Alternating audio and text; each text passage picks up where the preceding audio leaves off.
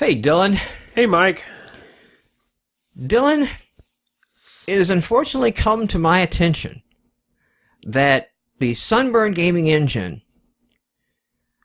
is not actually going to be numbered version 20XX.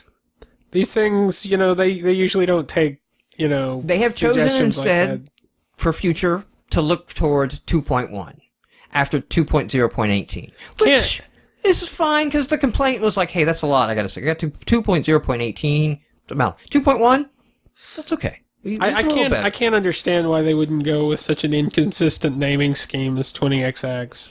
But you don't have to wait, though, Dylan, for an update to Sunburn between what I'm still going to call 20XX and 2.1. What is 20XX? Just segue first. What does 20XX mean to you, Dylan? When you see 20XX, is that the year 2000 something? The future. Is that anything between Mega Man 2000 and 2099? Yes. Or is that so far in the future we ran out of numbers and then we're almost out of letters? We've gone through almost the entire alphabet? Well, no, that would be stupid. Why would we ever... why would we do that? Or is it this is past some cataclysmic major event, World War VII, in which we just chose a new fucking calendar? And now why would we even start with 20XX? None of that makes sense. Well, we wouldn't have started We lost with that. all the people who understood number systems. 10AA, and we got the 20XX. Are we going to go with decimal, or are we going to go with binary, hex? Who knows? But yeah, so what is 20? Is 20XX just placeholders for you? I guess. I mean, because if it's just placeholders, you came up with 20XX. You tell me. Well, no, it's been used in games before. It has been, but But I'm just concerned. You brought it up. Is 20XX? If it's just placeholders, given how the first decade has passed in the years 2000 in this millennia, it's not a millennia, a thousandia. No, a millennium is 1,000 years. It's going to stop 100 years for century. Yes, century. So 20XX has a century before we run out of XX options. And given the way this first 10% have gone, we're not getting the fucking Mega Man by the end. I don't think it's happening. We're not on pace. Where shit should be right now is not in line. Well, I'm concerned for 20XX. On the other hand, we don't have crazy scientists trying to take over the world with robots. It should be so far we are into a dystopian future. I don't know. That's just replacing one type of terrorism with another. And we have to have the awesome future, and then have awesome new future terrorists.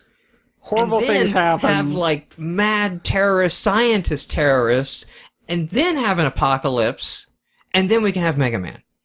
All that has to happen. And we have to have jetpacks somewhere between that. And robotic dogs that you can stand on and fly. Sure, why not? Let's go with that. We haven't even got sentient robots. We're so fucked.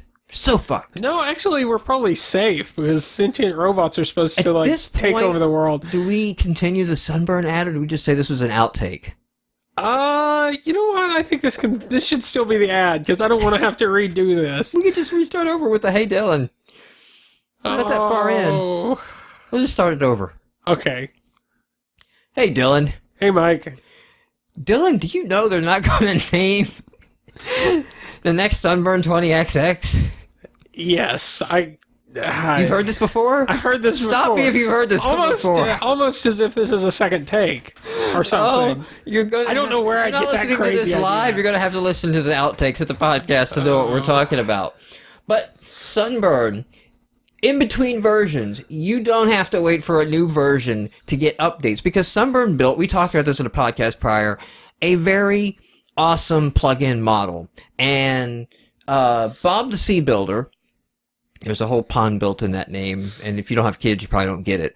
But Bob the Sea Builder posted about the new SG Motion plugin. SG is a Synapse Gaming. It's basically a community plugin. You can go to codeplex.com and sgmotion.codeplex.com and grab the source code, for SG Motion. But essentially, this takes the XNA animation importer and wraps it up nicer, and brings it into XNA, and makes it work for Sunburn. And the plugin enables the Sunburn GUI drag and drop wonderful tools to now work with your in-model animations. So you can play with them, you can assign them. It works with multiple takes in an FBX model. Now, if that means nothing to you, God bless you, sir, for I've never known the hells that I have known. But knowing the hells of the freaking take system in FBX and all of that, knowing that it'll work with multiple takes is a lifesaver. So essentially what this does is like the default importers and shit like that, you get like one quote-unquote take. And so you have to like, well, from frame 0 to 50 is the walking animation, and from frame 50 to 75 is the jump animation, and you have to hard code all this crap instead of just having alternate timelines for all of this, and they're nice, clean in the editor and the so the SG Motion plugin and the SG Motion works with multiple takes with the FBX format. That is awesome. Seeing it in the tool is excellent. Getting able to plug into, and also, you know, checking out the tool and what it has for checking out the animations and playing them on the model, you know, while you're running the game. Just like, that walk looks funny. Hold on a second. No, the animation's right. It must be my bounding or is off or something. You know, just being able to do that in-game. In-game, you just hit the tilde or the escape or the Control F12 key or whatever combination you've set up, and you launch the in-game editor while the game is running and get to, you know, reposition, check out the animations, run it, make some tweaks, swap the takes around. That also gives you an insight into like what is possible in the Synapse gaming engine. All right, it's really important to be able to extend your tool sets to meet your personal workflow so that you can build your game, because every game is going to be different. Every game is going to have a different content flow. Every game is going to have different issues. Every game is going to have different values you need to tweak at runtime. And a tool like Synapse that lets you extend the tool to meet that is just excellent and awesome. So if you're up and you're in playing in Sunburn, definitely give the SG Motion plugin a try. I'll have links to the show notes to both of these, but you can always find out more information at synapsegaming.com. All right, everyone, welcome to the show.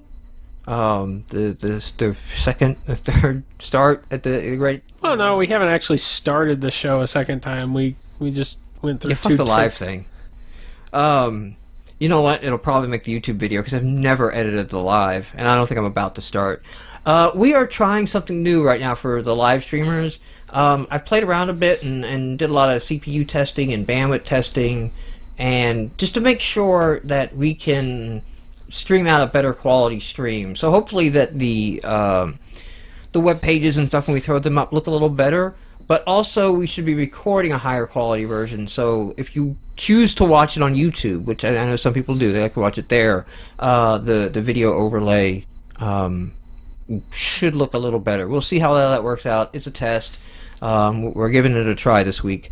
Every week, every Saturday morning, I'm like on the edge of my phone getting ready to call Comcast and like, all right, kick it up. I don't care. Take my money, kick it up.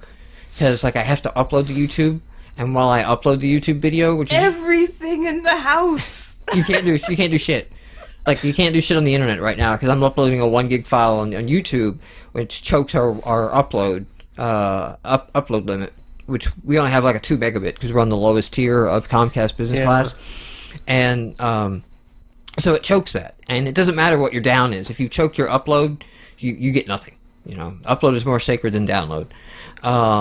And so like for the hour and a half that it takes to upload that YouTube, like there's no Netflix streaming, there's no, and which sucks because like usually at that time is like I've finished all the editing and I need a break and it's time to eat and I'd like to sit down and watch some anime, you know, but like that's not an option. And I always regret like, why didn't I just download some shit last night to watch, you know? And I just go like, I would have it right now, but no, I didn't plan that far in advance. I got a lot of games this week, so I'll go last. Dylan, what games, coding, that we can talk about, because there's a project we don't talk about yet. Actually, I don't think I've done anything that we can talk about. And as far as games go this week, I essentially fell off the wagon, relapsed, started playing Skyrim again, finished it. I now... What's your playtime, Dylan? Did you look at your playtime? I don't know. I don't think this does playtime like Oblivion did. I've looked for it. Oh, okay. I have probably spent more than 24 hours at this point. You think Live would have that somewhere? You know, I could probably look that up, actually, because, Xbox Live Rewards has has some charts and stuff like that. No, actually, I finished the game, and then I'm going back and actually starting a new game to kind of get some stuff I missed. I'm actually going to, I think... You're doing another playthrough? I'm not doing a full playthrough, but I want to... I'm so close to completing the game. Skyrim, that kind of, ultimate choice game where you choose one thing, you can't do the other? There actually are a couple of cases where you have to choose one or the other. There's a Civil War side quest in... But I mean, are they minor, well, that locks off this subquest, and that locks off this subquest? It's not like... I'm not doing it for that. I'm actually doing it because there's a couple of achievements that I passed up, because I didn't start out. I mean, they're not major plot like Mass Effect, no, exterminate this race or let them live, Well, one, I don't want to muck up my save game because there's a couple of achievements that are get a 1,000 gold bounty in every realm.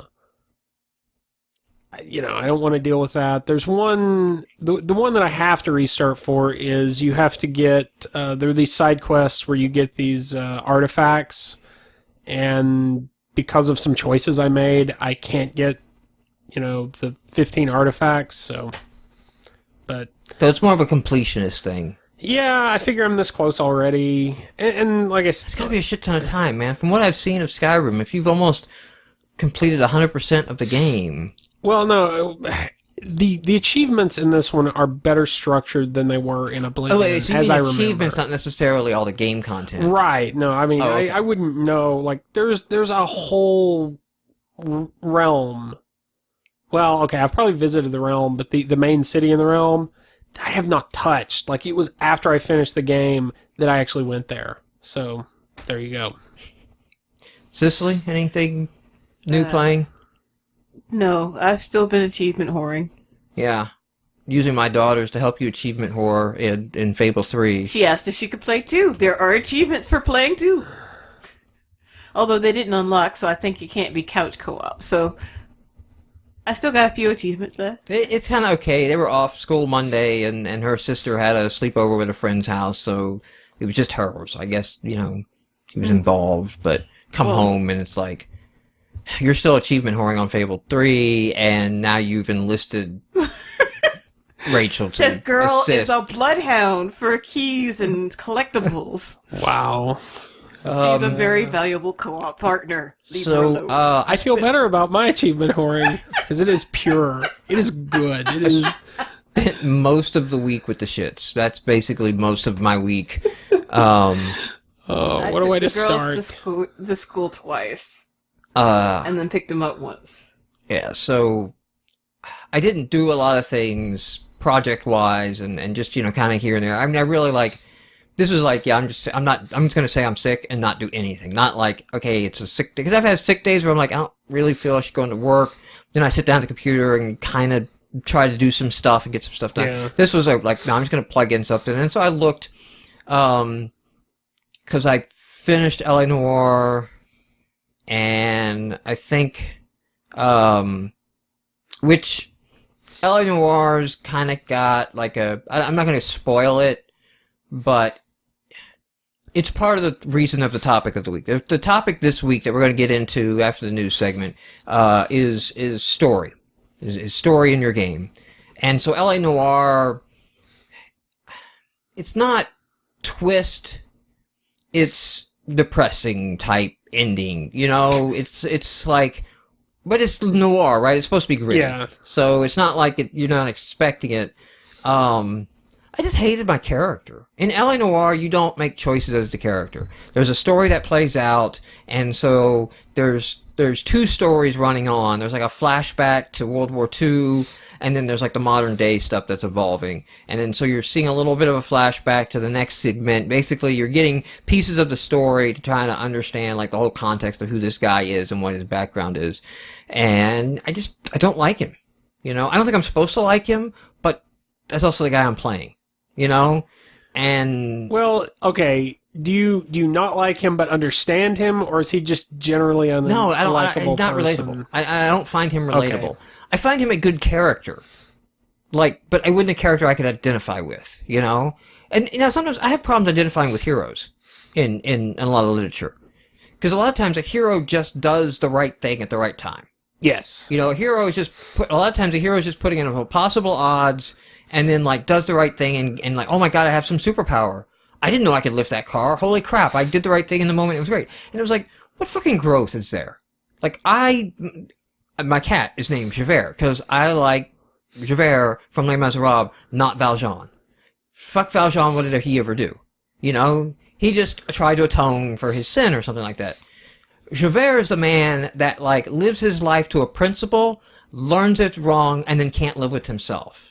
And, you know, it's there's like, growth. There's like a growth and a character transformation there. But there's like the whole idea of like, in this world of chaos, like, I am going to live to the law, and I'm going to try to establish order, and I'm going to fix the chaos. And then just realizing, shit, I'm on the wrong side. Like, this was the Death Star? Fuck, I didn't know. I didn't know that, alright? I just took the contract. It looked good. Yeah, I thought we were enforcing the law, not Palpatine's will. You know, fuck. Now I'm gonna have to go kill myself because, apparently we shouldn't have blown up that planet. You know, that's interesting. I tend to not identify with heroes, but for different reasons. Usually, it's kind of like, no, I would be the secondary character. Like, no one is the hero in any story because the hero is always like usually overpowered or they're kind of like there's no texture to the hero. There's no Now I like Piers Anthony heroes. Piers Anthony, in his writings, heroes always have, like, a crippling handicap. Sometimes it's very direct. Sometimes it's like, they can't walk. They have diabetes. They have, like, there's always something crippling about them. Because I think he has some kind of... I think he does, and he's with, like, letters to Jenny, where it's people that have written into him, that he's written into his stories. Because they have problems and stuff? Yeah. So, I mean, he kind of, like, so I can get behind his hero characters because they're truly overcoming something and dealing with something. What's the idea of a hero that is the protagonist because he's close to the plot, not because he's like some demigod, type of thing. And, I just started watching it, but I think I'm going to really like Breaking Bad. I think, I don't know if you've watched it. I have not, but I know the premise. But so the premise is basically a high school teacher. He finds out he's got a few years to live because he has terminal inoperable cancer, and it's progressed way too much. And so basically, instead of telling his family, he's the chemistry teacher at a high school. He decides to make meth and sell meth, Of course, he's a straight and narrow guy, so it's Breaking Bad. Yeah. But, it's like he's the hero, I guess, because he's the protagonist in the story, technically. Yeah. But he's kind of an anti-hero and, like, now he's getting involved and he doesn't give a shit anymore because he's going to die. So, like, it's like he has some shit after hours job that he tells a guy to fuck off on, like that. So there is the flip side of that because my roommates watch True Blood, and every time I watch that show, all of the characters are horrible people. It is horrible people theater. Like, there's just, like, nothing good. Or redeeming? But, I mean, so, like, in the Breaking Bad and in Schafer, there are redeeming qualities. Because it's like, in their mind, they are doing something for a higher, nobler purpose. And their actions are irrelevant because they are doing this for a greater good. And in his case, in Breaking Bad, it's his family.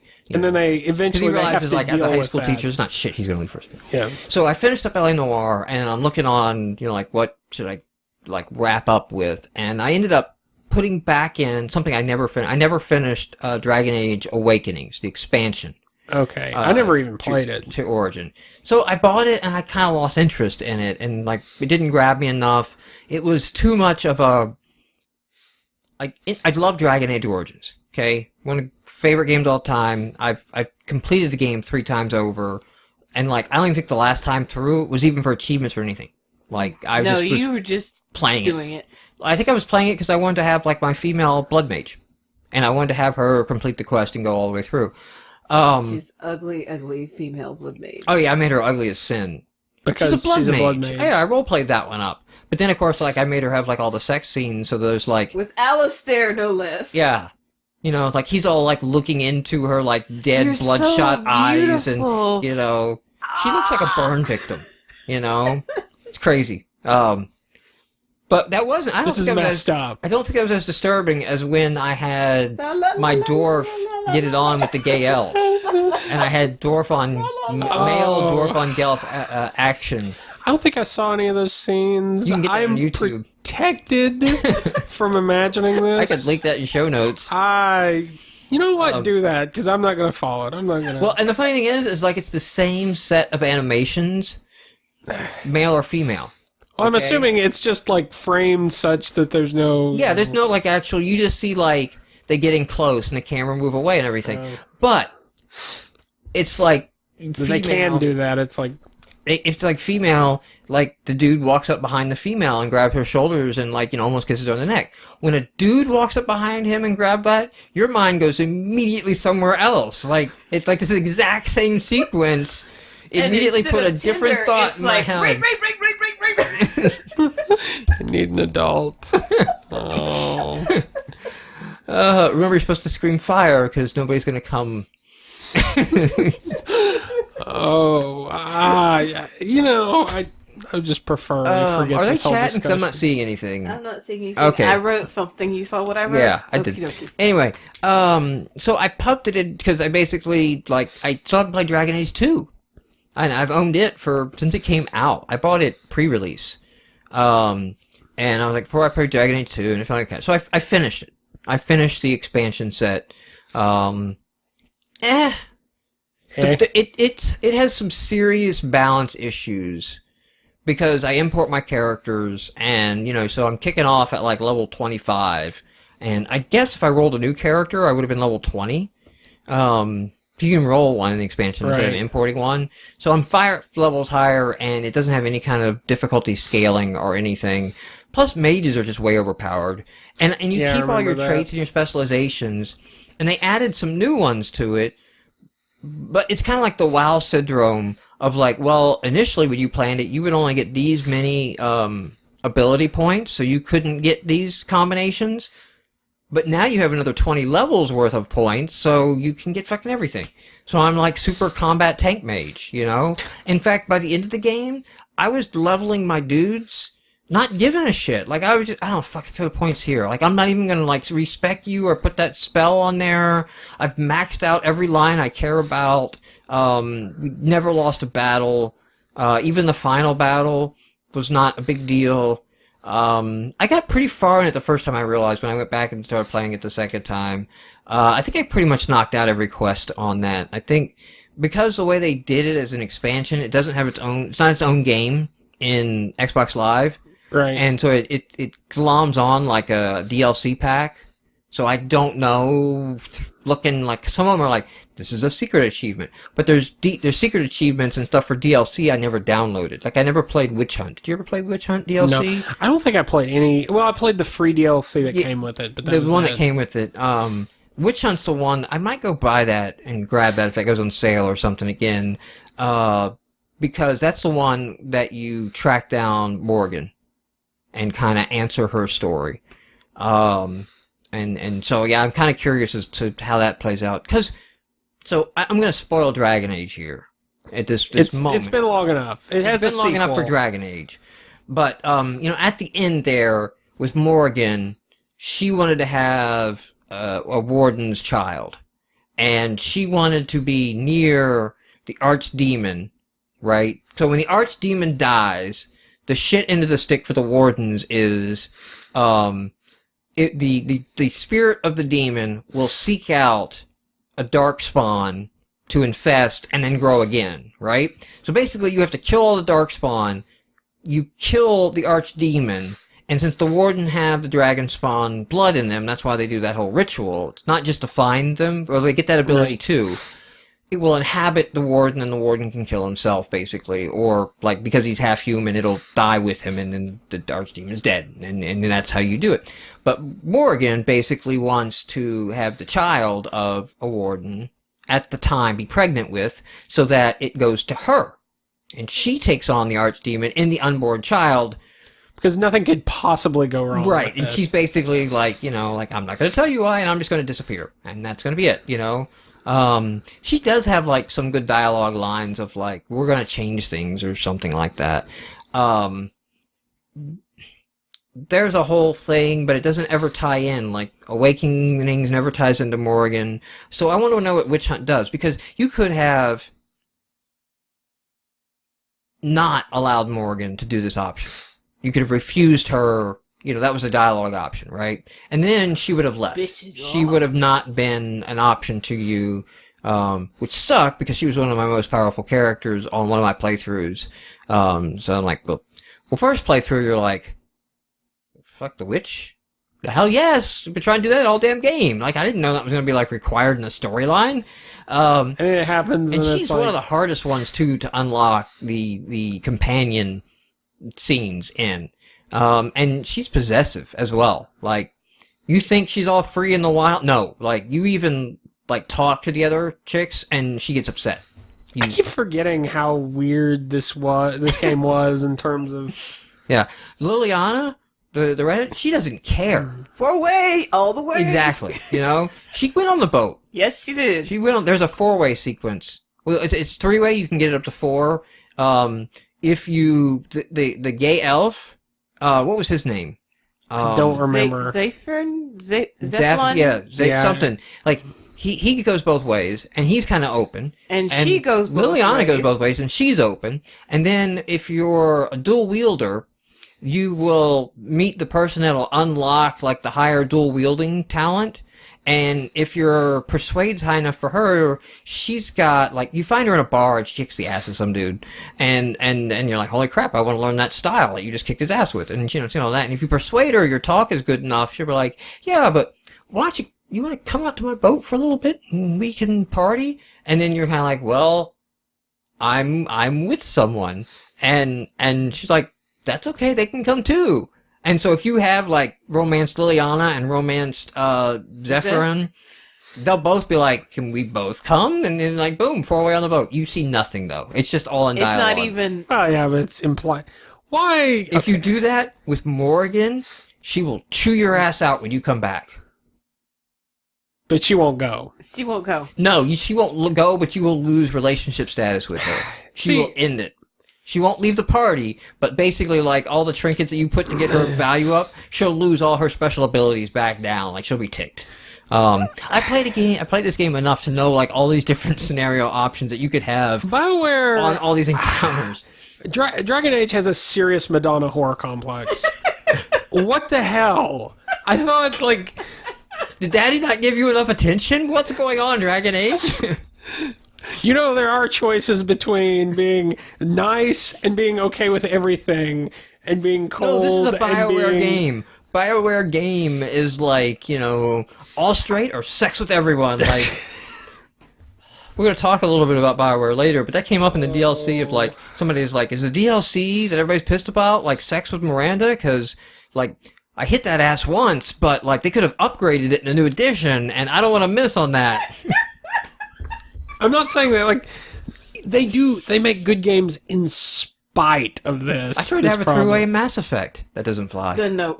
None of the space people are not with this 3-way thing. Well, the Asari is. She's kind of like, the human is like, well, she's also a racist. Yeah. The humans are racist, and she's like, no. The Asari's like, well, I've not tried that yet. Yeah. You gotta... By the way, if you romance in Mass Effect 2, both Jack and Miranda, because they don't get along, that is an awkward scene to be put in the middle of. I do like Mass Effect for putting you in the middle of, like, hey, what the fuck? You're with both of us, we hate each other. They get into an actual, like, fist fight. It's awesome. Played Mass Effect a lot of times, too. I'm glad to see all these 13-year-old fanfic writers getting jobs. Like, that's a great start for their career. Bayonetta. I mean, like, Anyway, so I finished up Dragon Age Awakenings, and I started Dragon Age 2 because I know Dragon Age 2 is I've had this game since it launched. It's almost a year old at this point. In fact, the reason I thought of this, I was looking at my cases, and I'm like, well, I've never started Dragon Age 2, but I should probably finish Awakenings first. And I flipped to the main, and I realized there was the Isaac Clarke armor I got or something because I bought Dead Space 2, so now I can unlock Isaac crossover armor in Dragon Age 2. Right. And it's that expires in March. And so the game a year old, it's well, I got to at least activate that to get that on my account and everything, which pisses me off by the whole Xbox Live shit, because it's I'm paying $60 a service, and now I got to go register for EA Origin and sign up for all their shit and give them all to unlock my DLC, because EA wants that, and Microsoft clamp down on that shit. I'm paying for paying for the live servers, not the Dragon Age servers, So it's live servers have to stay up, and the Dragon Age servers honestly, have to stay though, up to get my I shit. imagine if EA didn't get that, they would well, we just aren't going to release on, You know what? Let EA fucking try that. Go ahead, EA. Don't release on the Xbox 360. It's going to be an ugly We will situation. Atari your ass. Yeah. Although, yeah, I mean, I've heard there's some game recently, I saw an article about where they, one of the selling points was, did we talk about this? I can't remember. The game that was doesn't use Origin. And it's so they're basically admitting.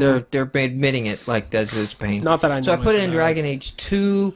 I know it's a shit game. That's why I didn't play it. I pre-ordered it because I was all hyped. That's and then why I haven't bought it. Out, and then, I was why did I pre-order So I'm this? I'm stuck in one city? No. Do not care. Is that one of the problems? Is it going to take place a lot in one city? Or That was I've gotten to basically a what I had city, heard. Yeah. I did a little linear opening quest so far, and then we got to a big city, and I saved it because it was I'm not gonna start that's a this turn right off now. for me, But yeah, I heard horrible things whatever, about it, man. and I didn't want to play it, so it sat for a year. And I know it's a bad game going in, so usually on games that I've started but lose interest on, I flip to the Honey Badger, and I don't give a fuck. So this one I'm starting out as Honey Badger. Basically, my sister dies in the opening, and mom's all Wait, you crying. don't care about the story, or you don't care about? I don't care about the story or the characters. Character, the Right. Honey Badger. And basically, I'm telling mom suck it up. She's dead. We got to go. There's Darkspawn. Let's go. By the end, by the time we get to the city, my mom and my brother are hating me. So in Dragon Age 2, they can't leave your party. They just become rivals. You actually unlock shit for them becoming rivals, too. So I'm well, now you're just encouraging me to tell everybody to fuck off. You meet a Templar. This is in the opening, so I'm not really spoiling much. You meet a Templar, and of course your sister's a mage, but I was a mage too. So I guess dialogue probably shifted. What would have been said towards my sister was said towards me, because it could have worked on that. And he's apostate, I'm going to take you all in because you're a free roaming mage and all that. But it's hey, so Dark Age 2 starts at the start of the Blight. So basically, Ostagar just fell. You're in the wilds, and this Templar shows up. So that also kind of sucks. So there's you guys copped out of what are you going to do with all the investment I've made in my characters and my storyline? And it's BioWare. It's you've done this with Mass Effect. You've taken my choices and made them more meaningful the further I go on. And, I was damn sure in Mass Effect to make sure I had a playthrough where everybody survived in Mass Effect 2. So, just so I knew in Mass Effect 3 I'd have them all. And, but so they're copping out of any so it goes on, relationship. the storyline goes on parallel with Yeah. what's going on in one. Okay. And it's weird because you have this whole, fucking... I never played it, but I guess the Modern Warfare had, this interrogation sequence that was the framing device for the story. Which, by the way, we're going to talk story is the topic of the week because of what I've been playing. Modern Warfare has this framing device where you're being interrogated and they're remember that we have to it's some shit about numbers or remember the code or something, and it's well, I remember we went into this room, and you play that sequence and then it comes out and they're I remember we went somewhere else or somebody said something, and you play that sequence and go back. They're doing that with Dragon Age. There's a room. It's all dark, and there's this chick interviewing this dwarf, and she's trying to be I remember badass and hearing slapping about that. around, and it's this doesn't work at all. Not you for know? a role-playing game. No, and it's stupid, and that's how they're working in my Dark Age stuff, because I killed Flemeth in the playthrough that I loaded. Yeah. And Flemeth makes an appearance. But see, that's okay because it's happening before the events have occurred, right? Right. And they're like, how can Flemeth appear there? Wait a minute. And it's like, well, you know the tale of the Warden. This is the tale of the champion, right? So it's like, you know the tale of the Warden. I don't need to recount that. But this is before those events. I'm like, that's my nod. That's my load my save game and import. That's what I'm going to get, you know? So, and I made sure to import the one where I made Alistair king, and he's a hard fucking badass. You know how Alistair was kind of a wimpy douche. Yeah. Like, I don't want to be king. There was a way to harden his ass up. You could have, like, there's some dialogue and some quests you could have taken him on, and he'd be like, you know what? You're right. People suck, and it's my right to be king, and basically, yeah, I'm gonna fuck over some people and rule for the good of everyone, and not try to please everyone. You know, I'm just gonna be, and like the ending is awesome. The ending is like Alistair becomes a kick-ass king, and awesome. None of this backstabbing shit and all that flows from the kingdom. Awakenings doesn't even have cinematics at the end of it. You just have the text screens. So you know how like in the end of Dragon Age Origins you had like the cinematic pieces that resolve like the major storyline elements, and then you had like the little like this is what Stem did and this is what Liliana did and this is that they're just kind of fluff. These are the little trinkets. Yeah. But at that point you saw like 6 major caps, and then like these are good. I'm glad that you resolved all of these for me. It made none of that in Awakenings. I felt so cheated by that damn game. So. I'm not it's DLC, basically. It's not impressed with it. They changed all the spell icons, which pisses me off. The play is the same. The radial menu is worse. They Mass Effect upped the dialogue options to where they're actually like telling you like, this is the Paragon, this is the Renegade, this is the talk to your people and pump this guy up option. It's like, you're telling me the response and like what it's going to yield. Like, part of the fun of like Dragon Age was like you got the dialogue choice and you're having it and you're like, well, Oghren is cutting up and joking, but if I joke with him here, I'm belittling like this real emotion he's having about like his wife gone crazy. But if I try to get real with him, he clams up on that. So like now I don't know how like. What does he want me to do here, And you take a risk, and you're like, all right, well, I'll be serious with them. And it's like, he ends the conversation, because it's like, I'll just talk about it later. And like, oh, shit, all right, well, he wasn't ready to open up yet, But like, I gotta get him to open up. Now I know. Now you're just telling me, So I can flip them all off. I can go and like, fuck you all, I don't care. So anyway, the Templar gets attacked by the Darkspawn and basically has like the Darkspawn taint. And since you don't actually have a warden, you don't know that you could drink the blood and become a warden. Wait, the Templar that's interrogating or the Templar that's your main character? The Templar that your main... You don't know it's a Templar interrogating. It's a Templar-ish figure. Okay. In the dwarf, in the setup. So, basically, he's got the Darkspawn taint on him. He doesn't know that you can drink the blood and that'll basically pass the joining. That's the right of joining. Because nobody there knows anything about wardens. To know that that's the thing. So it's basically like Flemeth is basically like you need to kill him before he becomes Darkspawn.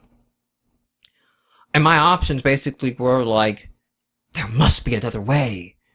Or his wife's right there, who's also a badass joining your party. I will, if you want, I will carry this burden for you type thing or like that. Or like, he's your husband. Take care of your man, bitch. And that's what I chose. Like, here's a knife. Kill your husband and let's go. We gotta schedule people. We gotta be somewhere. All right. In the world, people gonna die. He's dead anyway. And then he's like, I'm dead. Just stab me. Like, stab him and get on. Like, let's just slit his throat and let's go. At least you don't have to do this in front of children. Yeah. Standard zombie apocalypse. This is right scene. after my sister died and I told Mom get over it. It's like. Because Honey Badger. Yeah, so that's the way I'm going to play through Dragon Age 2. They put in a fucking Final Fantasy matrix shit of abilities. So you know how, like, before you had, like, points? And you basically had, like, tier 1, 2, 3, and 4, all the way down. Now you have, like, you need to get this and that and this combination to unlock this one. And that's this tree. But then there's this other tree over here, and, you know, you got to invest into that to unlock it. And I'm like, I don't fucking... They fucked up so much of what was right about Dragon Age. Like, I cannot believe... And it really feels like a lot of the game was like, we need to Mass Effect this up. You have to button mash. You have to... So I'm playing But you mage. like Mass Effect. That's I'm playing weird mage. And I have to button mash to cast with the staff. So you know how, like, in Dragon Age, you would just, like... Your staff would, like, auto-cast. Your guy would, like, auto-swing. And you would basically throw in specials. Yeah. Now you have to button mash to swing. Wow. And I want to say I played the demo and I remember that and it just didn't set right. No, I like micromanage. I run a whole party. I don't run one person. I plan out a party. I have my rogue, I have my mage, I have my healer, I have my tank. And they need to be doing their shit and they need to be in place. And then, like, I did in that Dragon Age use their tactic system a lot to actually build in preset orders so everybody kind of ran on autopilot, because when you take down the boss fights, that made a huge difference if they did their things in the right order. But in a lot of Dragon Age, man, I had the radio menu up and I tabbed through everybody and assigned individual orders and then, like, do this and then, like, okay, we're going to revive. You're going to heal right after he revives. You're going to drink a potion so you can follow up with a stun spell. We're going to crowd control here. You're going to deal with the ads. Killing the Broodmother in Dragon Age was a bitch. The Broodmother, I think, was the worst fight. Oh, yeah, okay, I remember. The dragons took just patience. The dragons took patience and endurance to take down the dragons. But the Broodmother took fucking tactics, because you had to deal with all her ads and her tentacles and shit, and then, like, I'm just going to blow everything back, you know, cycle, and, like, oh, man. And that was suddenly insane. half the screen dies. Yeah, that was insane. There's Broodmothers in Awakenings, and they ain't shit. They're nothing. Like, there's multiples? Multiples. Ones you don't even fight. You just kind of, like, pull some shit and drop a rock on them. I was dreading the entire time in of, like, there's Broodmothers down here we're going to take out. I'm like, oh, fucking hell. Like, what I've played from this game so far, they didn't put much effort into this game. They kind of reused a lot of assets and shit, so they probably just reskinned that Broodmother a little bit. I'm going to make that whole fucking fight again. Holy shit. I wonder if they're going to toughen this, you know, like, I'm dreading it. And it's like, oh, she's dead? We're done? That was the end of this? That last guy was actually the boss? I mean, he was a slowdown, but, you know, nothing big. So I actually played, there's a couple major ending twists that you could take to, Dark Age, Awakenings, and I played through both. And there's supposed to be this real, like, you can save one but not the other choice. Well, if you go one route, you save one and kind of not the other. If you go the other route, you kind of save both. You basically, like, oh, but within 5 years, it was back to where it was before. Okay, I don't feel bad now. You know, like, if that's what it took. It seems like there was a little bit of that in the original Dragon Age, because I remember finishing and, like, the choices I made with the dwarves, like, the good choice could actually end up being the bad choice. Oh, they realized we mirrored the video. Yeah. They're on to us. We were fucking around with the camera settings trying to get performance up, and, you know, like, that was an option, and I was like, yeah, why not? Put the GameMarx logo down over here, so that, you know, it's not over me. I'm like, oh, why not? See if anybody notices. They notice. People notice. Yeah.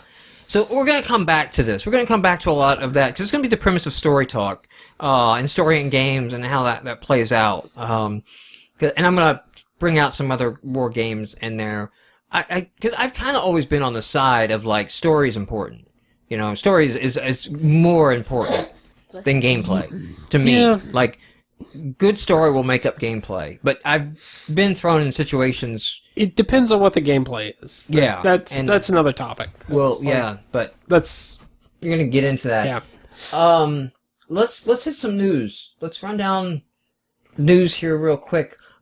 Just some shout-outs, first of all, here. Orbitron Revolution, which is a Synapse game. Or it uses Sunburn. It uses Sunburn. Yeah, it's not a Synapse. They didn't make it. It uses Sunburn. They are available now on Gamersgate, $5, PC edition. And I know Chaos Soft, they're in chat. It's not out yet, right? I think the Evil Quest is like in about a month. I think Evil Quest is going to be on PC. So I saw something about that. I gotta wait because we have like a delay. But he'll probably fill it in, and we'll give a shout out there. Also, Sunburn game that is Space Drive. What the hell is it called? Star Drive Alpha. I don't know what this is, but this is another Sunburn game that came out this year. This one's on Desura. Desura, is that how you say that? Desura? Desura? Desura? Got an A at the end. I don't know. So it's on there as well.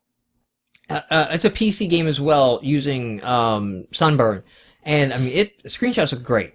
I don't know. I got the screenshot up for those on the audio podcast of a fucking space bear marine on a space keyboard with a hologram. So fuck yeah, whatever. Yeah, awesome. Space bears, man. You know, space bears that can use keyboards. Holy shit, dude. That's like, it's crazy. Like it looks like he would kick Kung Fu Panda's ass. Like he's not fucking around. I don't know. He's got like an Asian symbol too on his chest, so she's descendant of the Kung Fu Panda in space. I don't know what's going on. I don't have nothing. I'm just letting you keep digging the hole. Space Food Panda? Nothing. I looked at some screenshots of this and I'm like, wow, this game looks amazing, you know? I have no idea what it plays like, but it looks amazing in a sense. So I'm going to give some shout outs there. Tim Schafer. We talked a little about Tim Schafer and the $40,000 to patch and all that. I didn't realize, and I'll link to this in the show notes, because it was coming out Friday. Okay, so really what it was is there was an interview he did on industrygamers.com, and that was one of the things on it. But it was an overarching interview of the exodus of indies from Microsoft platform, from Xbox.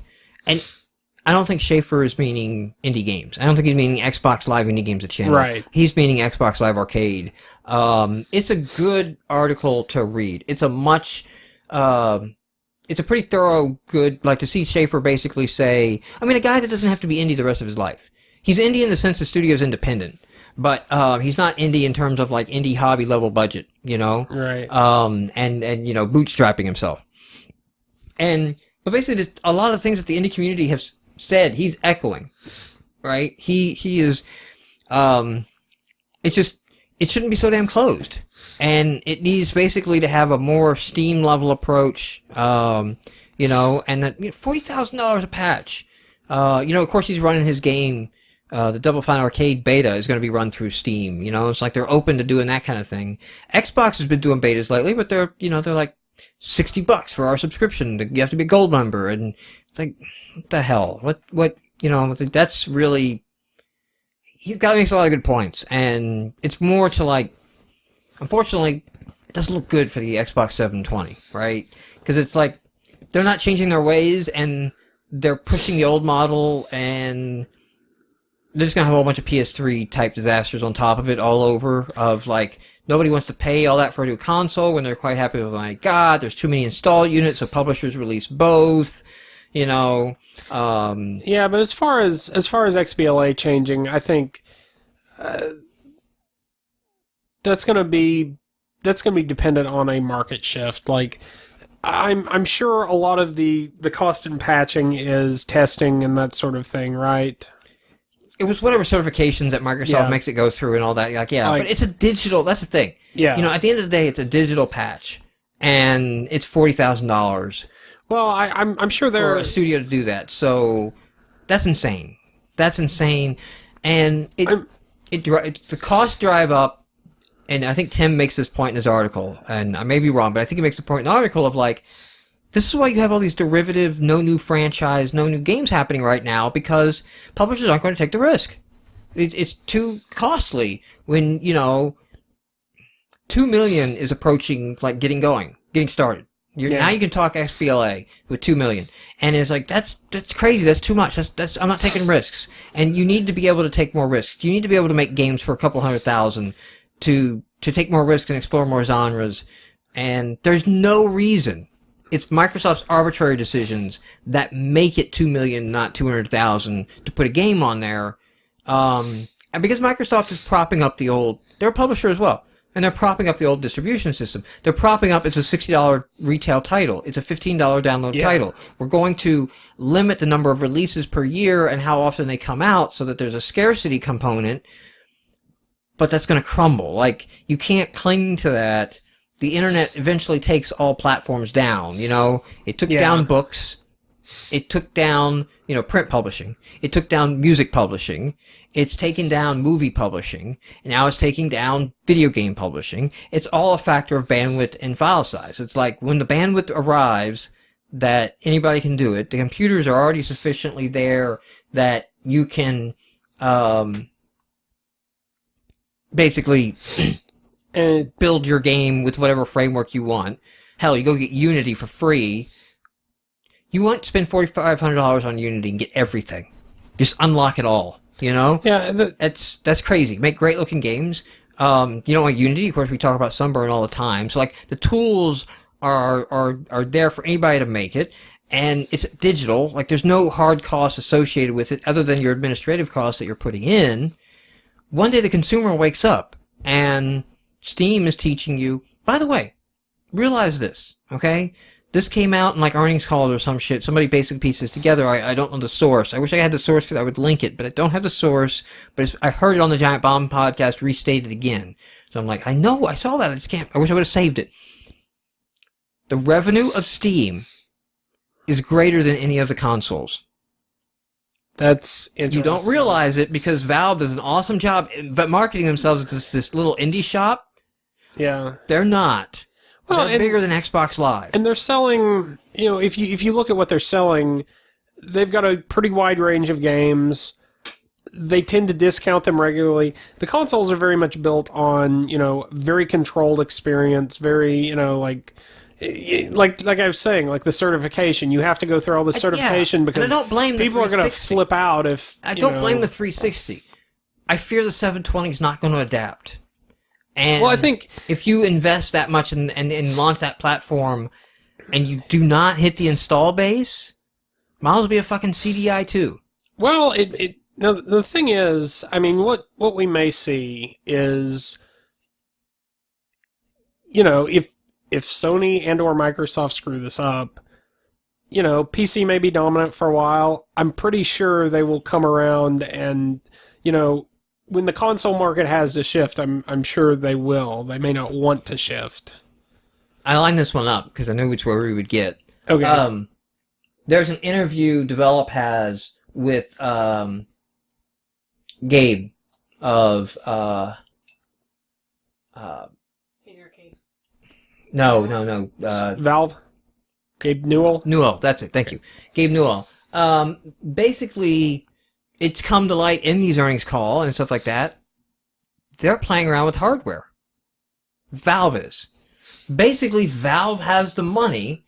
Now, they didn't put it specifically. And they kind of left it open of like, we are R&Ding into hardware. But they didn't say like, we're building the Steam console. It was more of like, well, we're playing with tablet devices and new form factions and, like, maybe we make a Steam, maybe there's a handheld, maybe there's, but basically it's at They actually point, do have a lot of options at this point. They have a war chest of money, and it's like, we're becoming a digital publisher, and as the digital publishing side of the house is making so much money, we still have our games and our game division, but that may quickly become a subsidiary division of Valve.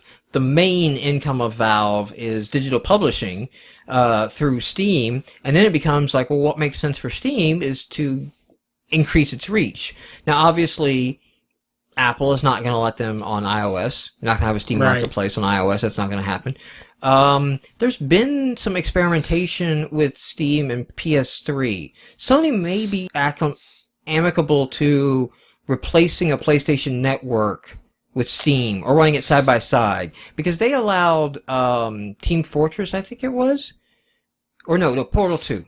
Portal 2, you could co-op play with PC through Steam.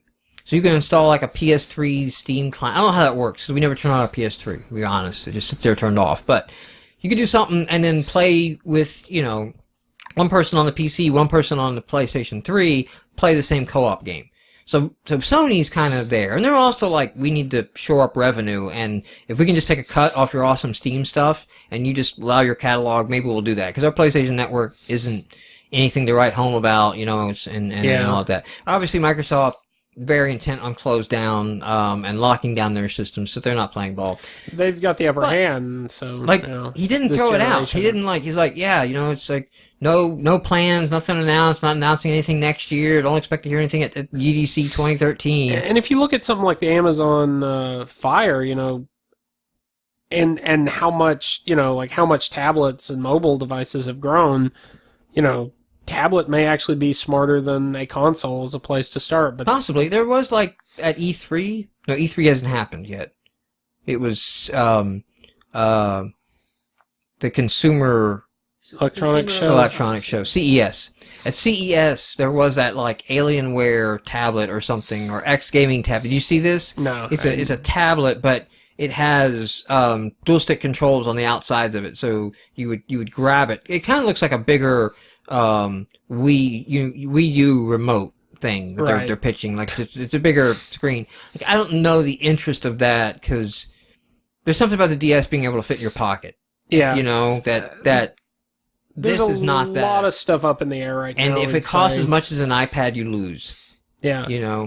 On the flip side, your games are going to be cheaper than, PS Vita or DS, so like I said, lots of stuff up in the air. Could go I thought any number of ways. There's a good article to read from Gabe. Now, Double Fine update on their Kickstarter. I'm going to refresh this page just over. So 2.1 million. They've really slowed down. Watching our there's been a couple hours skipped on the Tim just raised. Because if they don't raise any money in an hour, then it just adds that. It just keeps a running total to the next hour, and then says, and on the last 120 minutes they raised this much. So they when they crossed 2 million though, they did put in there, and now because I did the $30 level to get the HD documentary. Yeah, I did as well. And I think we might have a viewing party of that or something when that comes out, but that'll be a while. And basically they said hey, this is a $2 million game. This isn't going to be out this year. This is going to get a $2 million game budget. That means a $2 million game timeline. This did get bigger. Here's what we're adding. They're adding to the $30 level the soundtrack of the documentary. You already get the soundtrack of the game. Now you get the soundtrack of the documentary. Because I guess the budget of the documentary goes up too. Yeah, so it gets a soundtrack, and you get the soundtrack to it. Some special editions and a box edition and things like that are thrown into some higher tiers. So it may see a jump in, there may be a spike or something off of this news, because in Kickstarter you can actually up your level. If you committed, you can go commit higher.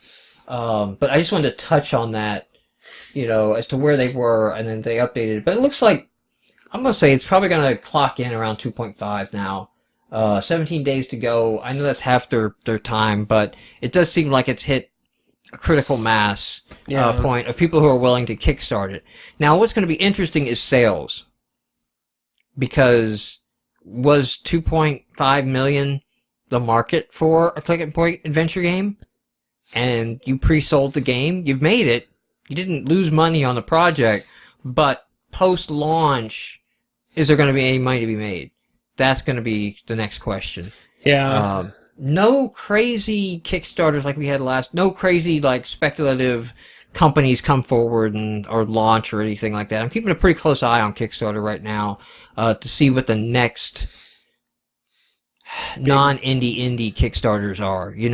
The big guys. What's the next big guys to put their toe in the ring, and let's see how they do when they come. I would say they're probably going to watch and see kind of how this ends. Not counting the fucking podcast. Oh gosh. Holy fucking shit, fuck these guys. I'm not leaking their Kickstarter. They're not in the show notes. You can go Google them and find out. Go look for the game podcast or whatever the hell that they are and all that. So how much of this is sour grapes and how much of this is legitimate? There's both in there. But okay. Let's lay this out. Let's lay out the facts, Dylan. They are starting a podcast. Yes. That's all they're doing. Okay? Yeah. Not crazy. We're doing a podcast. Just And they're straight not up even starting on a podcast. iTunes podcast. They're all right? restarting a podcast. Not a website. Not an awesome wiki giant bomb database podcast thing. Just a podcast. What did they ask for? What was their target money that we need to start our podcast? 30 grand. The little shits ask for 30 grand. They want to pay for custom office space all year long to do their podcast in, because like they couldn't do it over at their house or something. Like, we need a podcast place just to kind of podcast from, hosting costs. Fuck you, hosting costs. Bluehost costs $5 a month. All right. Hosting costs, whatever. WordPress is free. FeedBurner Amazon is free. S3. Yeah. There you It's go. just, it's. Yeah, just that. There's so many options. Yes. Anyway. Yes, and Continue. hardware. I suppose you could blow $5,000 in hardware for podcasting equipment. You don't need to. You could blow $1,000 and be well set like we are. That's what our You setup blow basically less costs. than that, and And you don't have to blow still the have $1,000 it. that we did. It's.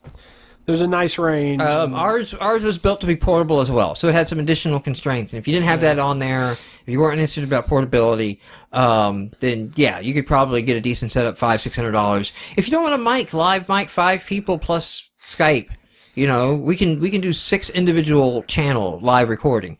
Don't need that capacity, so we overbought with 1,000, but we have a kick-ass ability. You can go get this Zoom H4 on eBay for like $100, and it kicks ass. We've used it in many places. It does all the audio. It did go check out the Evil Quest interview that we did. This thing did all the audio to that. In like a noisy back of a bar outside, trains and traffic were going by. Champ. This thing did awesome. It never fails. It just point it and go. It's the easy button of podcast recording. It doesn't do it as well as the studio mics, but it was excellent. Did an excellent job on that interview. So they asked for 30 grand. In a day, they hit 90. In a day. $90,000 in a day. That was for pissing him a off. fucking podcast. We did this wrong, Dylan. In fact, you know what? We're going to bypass the Kickstarter. We're going to make it easy. Go into PayPal right now. Send money to michael.neal@gmail.com. Done. That's it. Done. It's a podcast, dude. Like, you're fucking getting there right now. Like, there's nothing else. Like, just send money to me. Just send money to me. And this... We don't need to bother with the whole Kickstarter fundraising level. Just send me money. And I'll be honest, this illustrates the reason I did. Like, I had that moment of, like, I don't know that I really want to kick in for the Double Fine Adventure. I want to play it. I want a copy of it, but it's like... It seems like I'm kind of feeding the beast. Like, there are... Once it's reached its limit, it seems like there are other people that are I'm part of the problem. as deserving. Yeah, I don't want to but be part of the problem. I think what it gets down to with Kickstarter, and I don't know a nice way of saying this, but it's like the ideal of something like Kickstarter is that it's all merit based, and especially in American culture, that's what you like. That's what you perceive as fair. Like everything must be merit Well, based. at least when the Kickstarter bubble bursts, if it is a bubble to burst, it's not an investment. Like, nobody's, like, Right. taking a bath. It just... Only the guys at Kickstarter lose the gravy train. Right, The guys but- who are taking the cut off the top. But what I'm trying to I'm not saying that anything about whether there's a bubble that would burst, but you want this to be merit based. Like this is it's easy to perceive this as the channel through which deserving projects, deserving underdog projects get their day. And in reality, it's still subject to, like there are still the cool kids and everyone else. It's just we've changed who decides who the cool kids are. Again, you don't... It's no longer we had this the conversation industry with Double executives. Fine, and it's like you're pre-ordering the game. Yeah. So it's like, the whole, like, taking money from zero sum, like, you're buying the game. Yeah. You're just You buying are- the game earlier. I'm buying the collector's edition. Right. That's what's going on. And in that case, It's pre-order you have to sales. budget against the Kickstarter wisely. Yeah, It's so a something like different that. mechanic. In the different case model. of the podcast, though, like the 60 grand over the limit, I have a harder time going like, was there not a better use for that 60 grand? Well, okay, yes, but okay, look at it this way. They're offering swag, and these people are industry executives. People are not They're guys going to talk shop. They're game people developers who are going to talk shop. industry executives. They're in Their the names industry. meant nothing to me, though. And even when they mentioned They like, apparently their do to games, some people. their games meant nothing to me. And we don't know, for one thing, this may have been It wasn't like mentioned, Peter Molyneux is doing a podcast. This may have been mentioned on some other media, like someone else referred them. Like there's still... I want a Peter Molyneux podcast that is nothing but Peter Molyneux talking about himself in the third person about his crazy ideas of what he thinks the future of gaming is. Why? I'll kickstart that. I'll fund that. You right have there. to get him involved. I'm sure he can make way more money building games. Well, my point is, like, they're obviously big names to someone, or someone who is a big name is interested in them. So, I don't know. There's really nothing you can do, but yeah, it does seem kind of messed up. So, well, that's my rant on those guys. Fuck those guys, because, like, we bootstrapped our shit, you know? I can't, I mean... It's a fucking podcast, man. I didn't like 5 minutes and Google could tell you don't need 30 grand for a podcast. I bought the Zoom mic. I've got, I don't have quite the same level of equipment. I completely get it. But at the same time, I'm like, whatever, like, I don't know, like, just pulling them down does not raise us up anywhere else. It's not like, they've got a whole bunch of people who will give them money. Let's move on to fake Pokemon. Oh, man. There were not one, but two of these stories this week. There were two major cases. The first one, a guy released the game Pokemon on the Go or Pokemon... Something like that. I remember seeing the article because the article... It basically was like a shitty Pokédex, like lookup, but the screenshots were screenshots of the gameplay, but the screenshots are in the app because they're just like, this is what Pokemon 1 looked like, and this is what Pokemon 2 looked like, and it was like this whole bait and switch shit. The description didn't look like...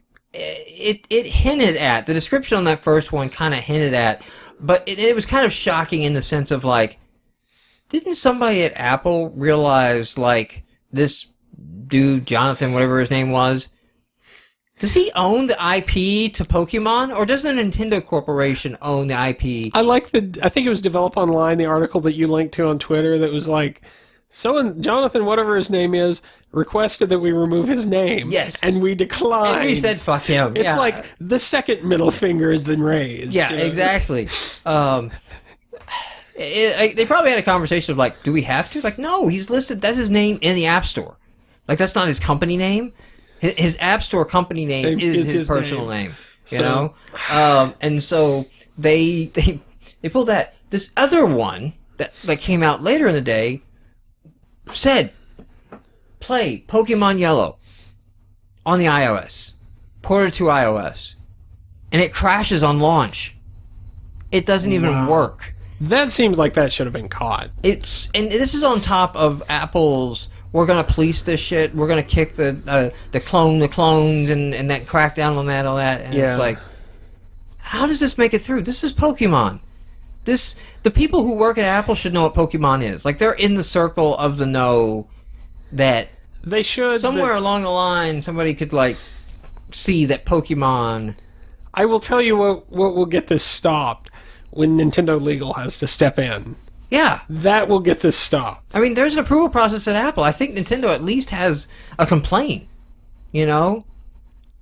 Yeah, but... That you're not policing... You're reviewing your apps and you're approving them, and you're allowing this because there's no refunds on the App Store. And people are pissed, you know, rightfully so. If you get taken in by these scams, like, the whole... Like, we're curating everything. The whole gatekeeper thing is like, you know, you won't be scammed. We'll weed out the scams, and we'll pull back the scams. And it's like, these are blatant. Well, on the other hand, like, I'm sure there's all kinds of scams on any marketplace, and if you look at the number of apps that go through there, who knows what percentage. So here's always a hot button topic. Day one DLC. Oh, man. So, Mass Effect, and it came out the worst possible way. It was an Xbox Live fuck-up.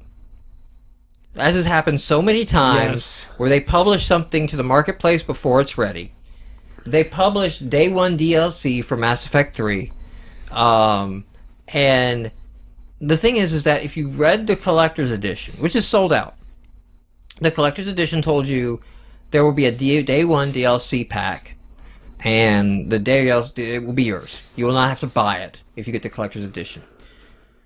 The thing that happened when it leaked, though, that made this go apeshit on the internet, okay, was not the normal, like, well, if you're doing Day 1 DLC... It really should have been in the game. It should have been in the game.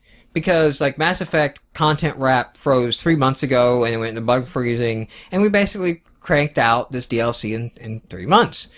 And I think everybody who's played Mass Effect now, and you've seen the all-star lineup they have of the cast that are doing the voiceover acting and everything like that, and they've pulled no punches on this content. There is going to be a shit. I'm going to play this game 3 times, like I have all the other Mass Effects. Like, they are going to deliver. They're not pulling content and trying to milk this out. I think they're getting a little shitty with the way they spread out all the pre-order bonuses, but most of the pre-order bonuses are shit anyway. Like, it's a gun, but you'll not use it, or it's only good for this one character, or like the Dragon Age armor, or the pre-order bonus armor, or whatever I got in Mass Effect 2, wasn't the best armor. You know? And so, yeah, it's never a game balance upsetting. Yeah, it's mostly, like, cosmetic stuff. And, so it's not... That's fine. Whatever. You guys are trying to keep your retail model line.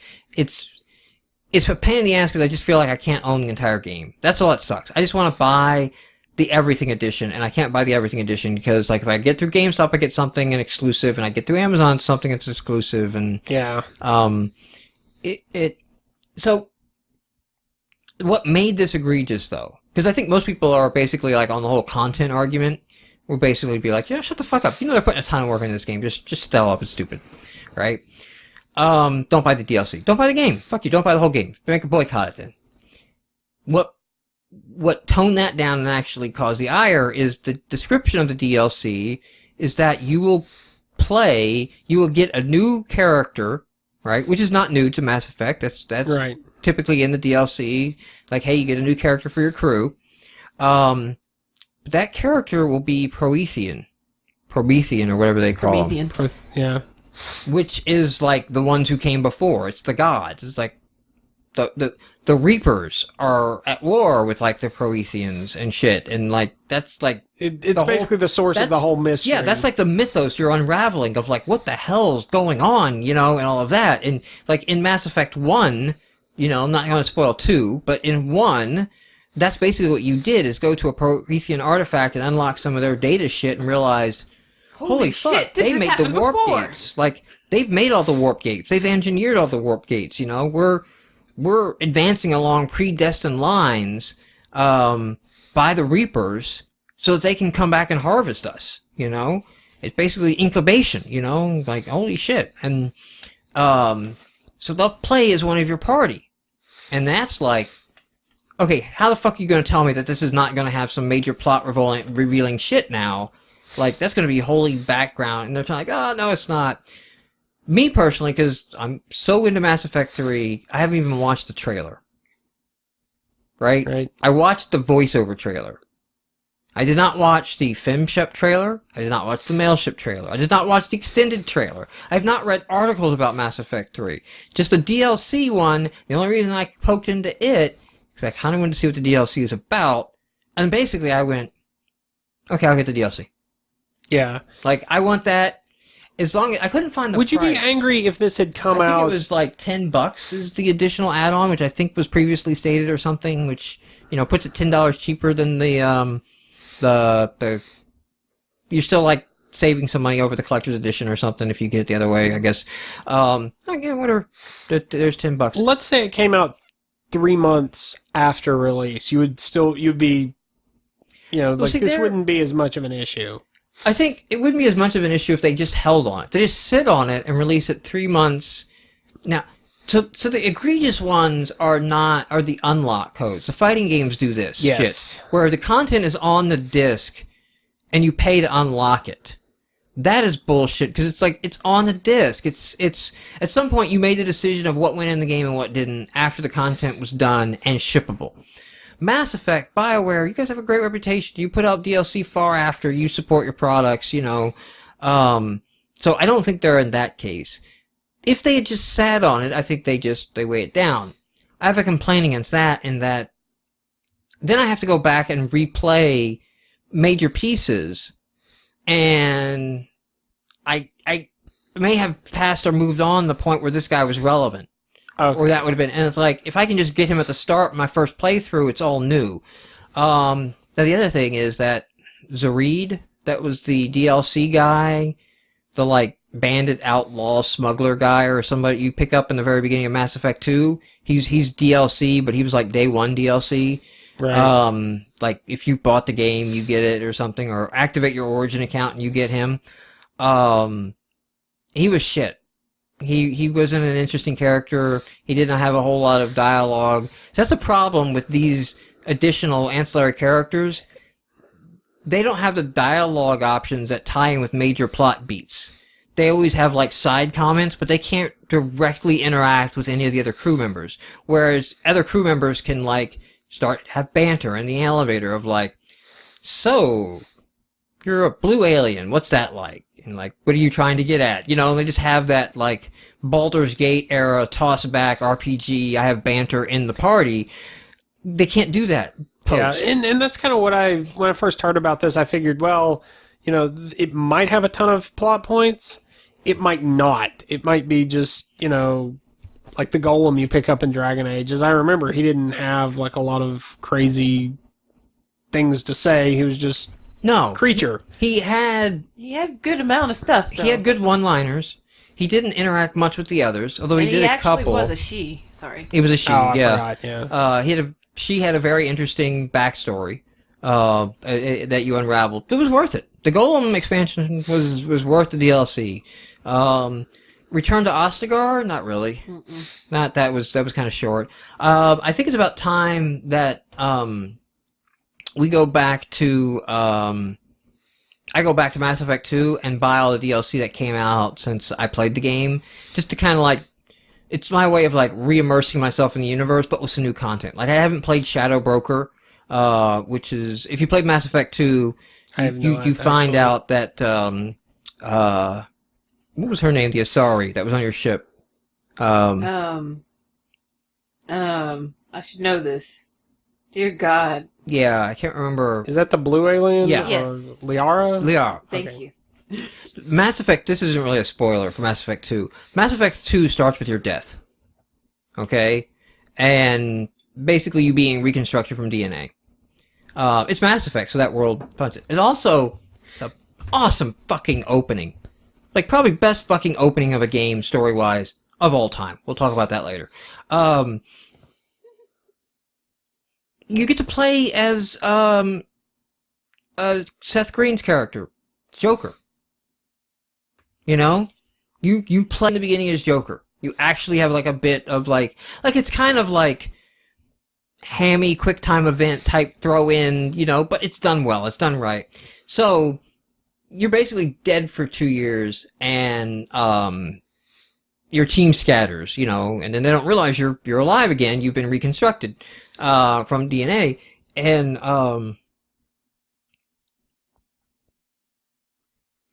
Liara, that's her name. Liara is basically gone to war with the Shadow Broker over like information on you or something, and now has become obsessed with like taking him down. Like she's not even interested in joining you back. She's taking down the Shadow Broker. So one of the DLC packs is actually her hunting down, finding the Shadow Broker, and taking him down. You know, and doing that. So I'm like, I kind of want to play that. Kind of want to resolve that. Mass Effect 2 overall felt like a setup for Mass Effect 3. It really felt like just a bunch of backstories on characters and assembling a team, But that's kind of what the story is. Like, they're just telling you, like, we need you to assemble this team, and, you're going to stop the motherfucking Reapers. That's what you're here for, So, that's... To the DLC thing, I don't know. It's just... I think the lesson is, like, be careful, and there's a big backlash on that, because you do... The difficulty imply you're cheating the gamers. Like, some of the gamers are feeling there's a cheating going on. I don't know if it's ever hurt sales, though. Yeah, I mean... unless it hurts sales, it's not going to stop. The difficulty is, people are going to grouse about it on the internet, but honestly, if it's a game that I want to play, I'm probably going to go ahead and play it. Like, most people are not going to give the entire game up, for one, issue. And, the real complaint that I have with all the DLC shit is a Xbox complaint. It's an Xbox Live complaint. Right now, I probably go on Steam and get like a $4.99 all DLC pack, and none of that shit's going to be discounted on Xbox Live. They're going to have retail prices on it all still.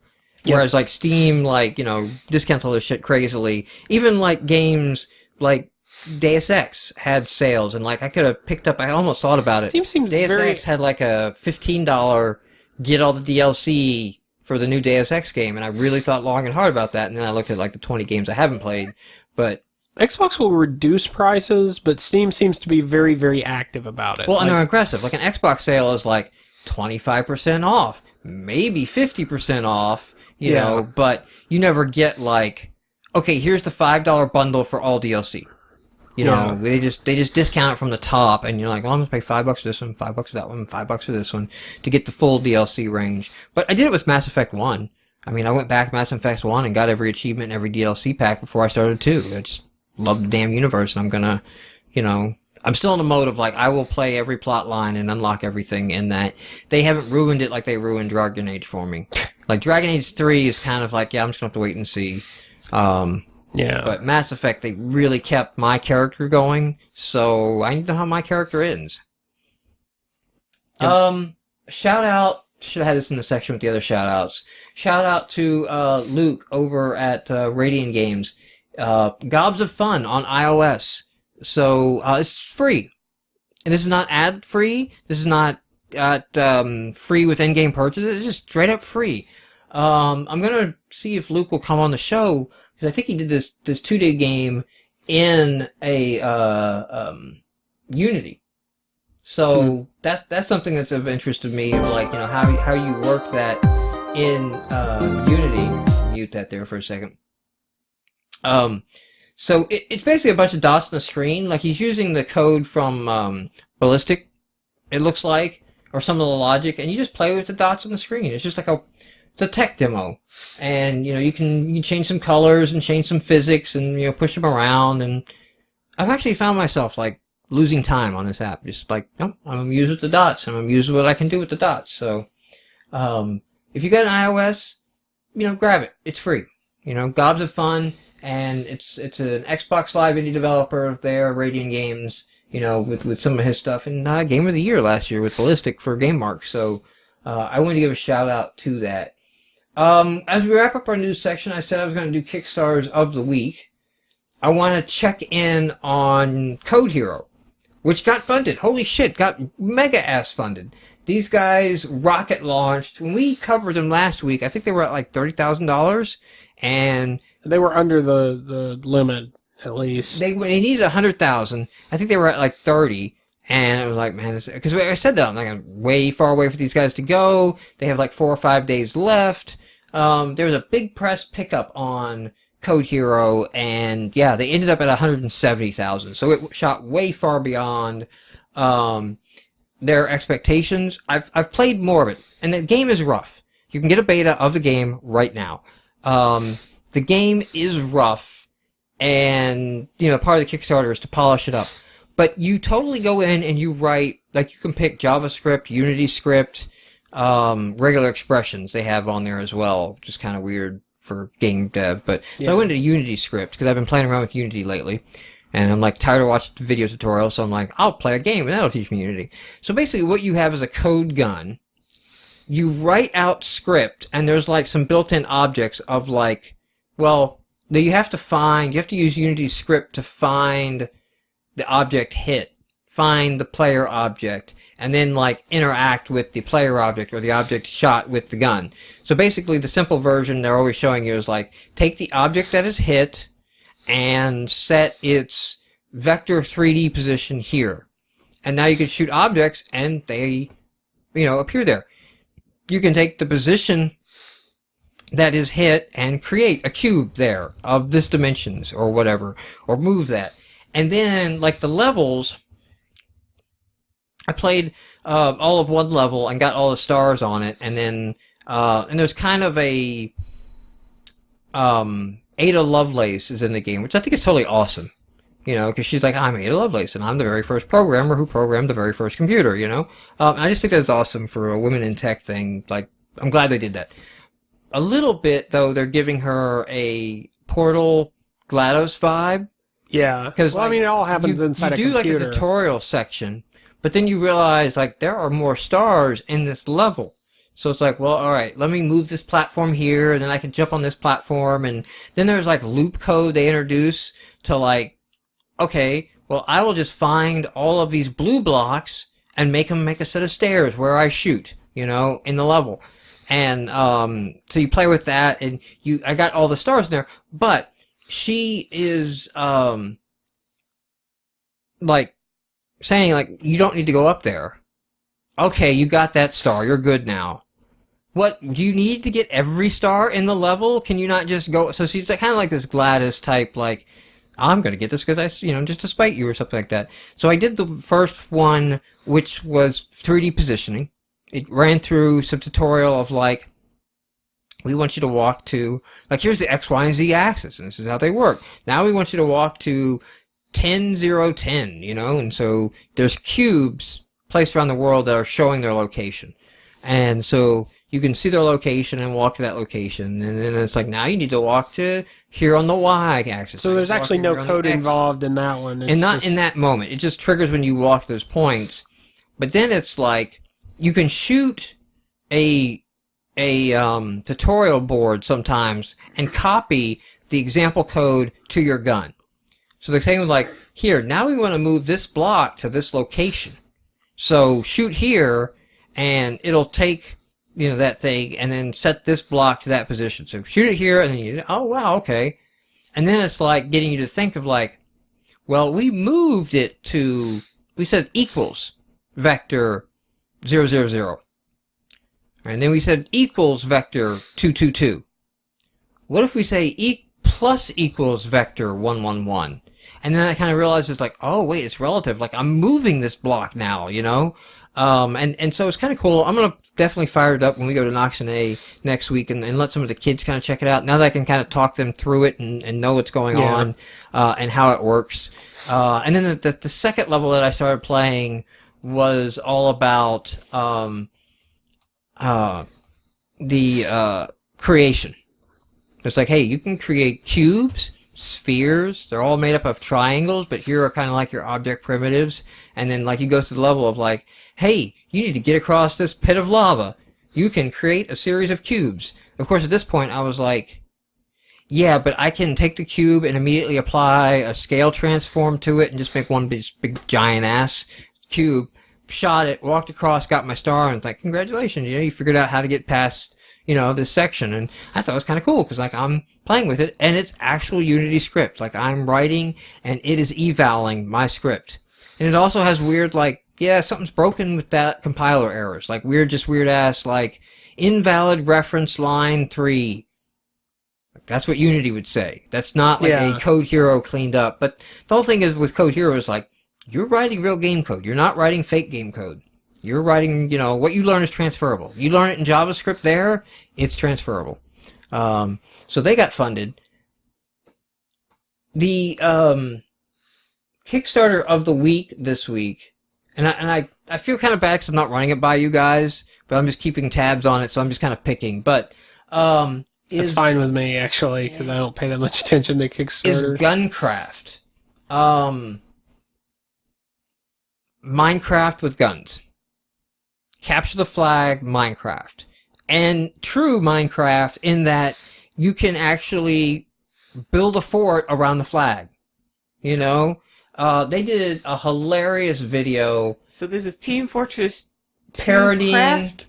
They did a video parodying the Noob video on Modern Warfare 3 with their like game engine. Like they got a lot of it up and running, so it's like half completed.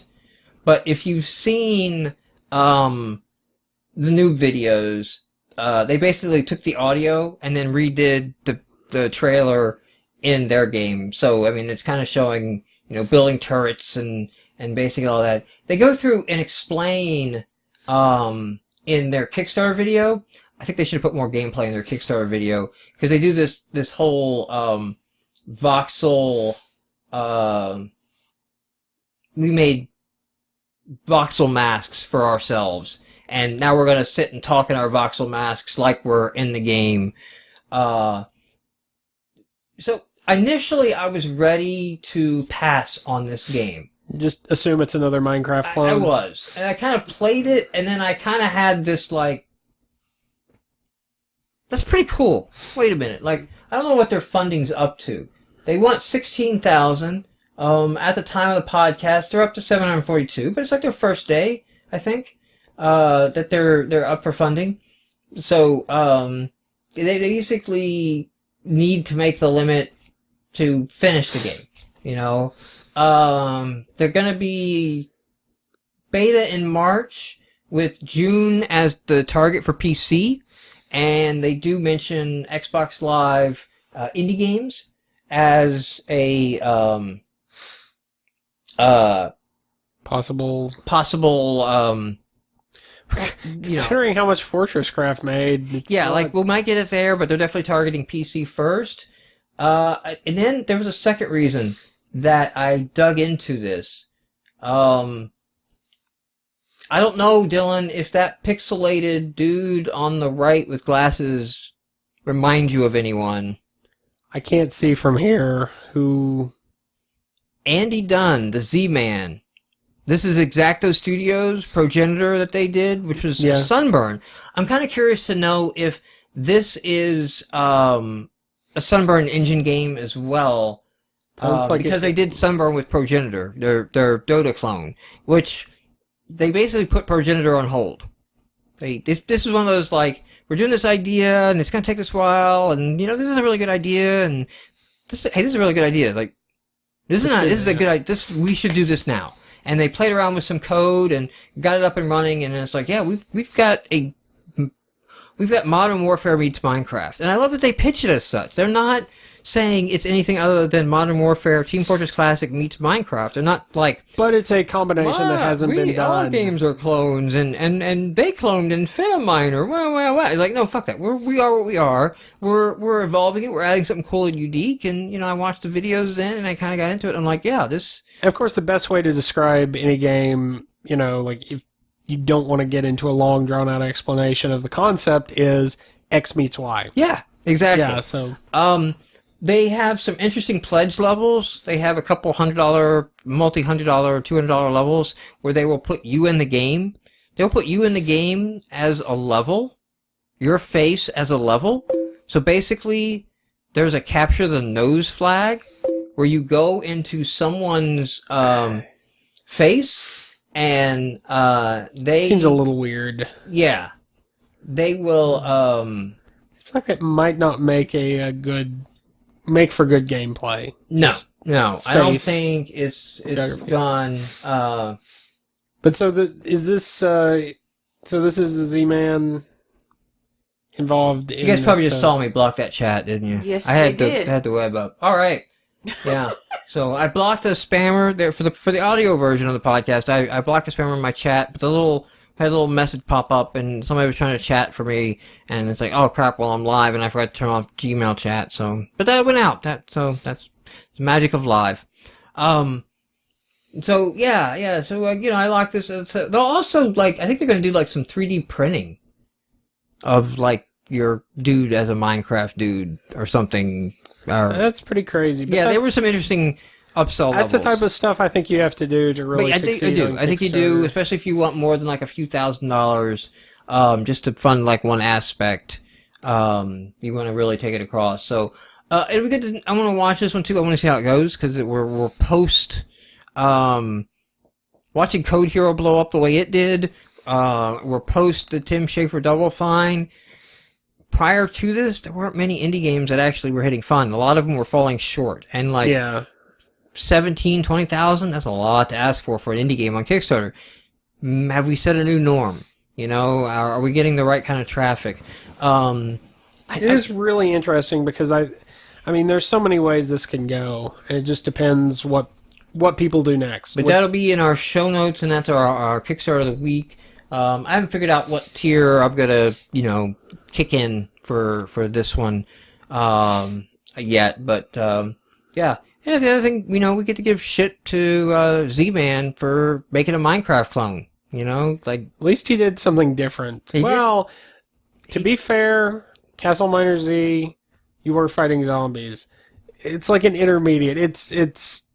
But there was Castle Miner first. Yes, there was Castle Miner first. To be fair to Andy and I'm not saying they didn't release the creative edition with the other stuff to come. Right, first. I wasn't gonna say that wasn't meant as a knock against him. That was meant that.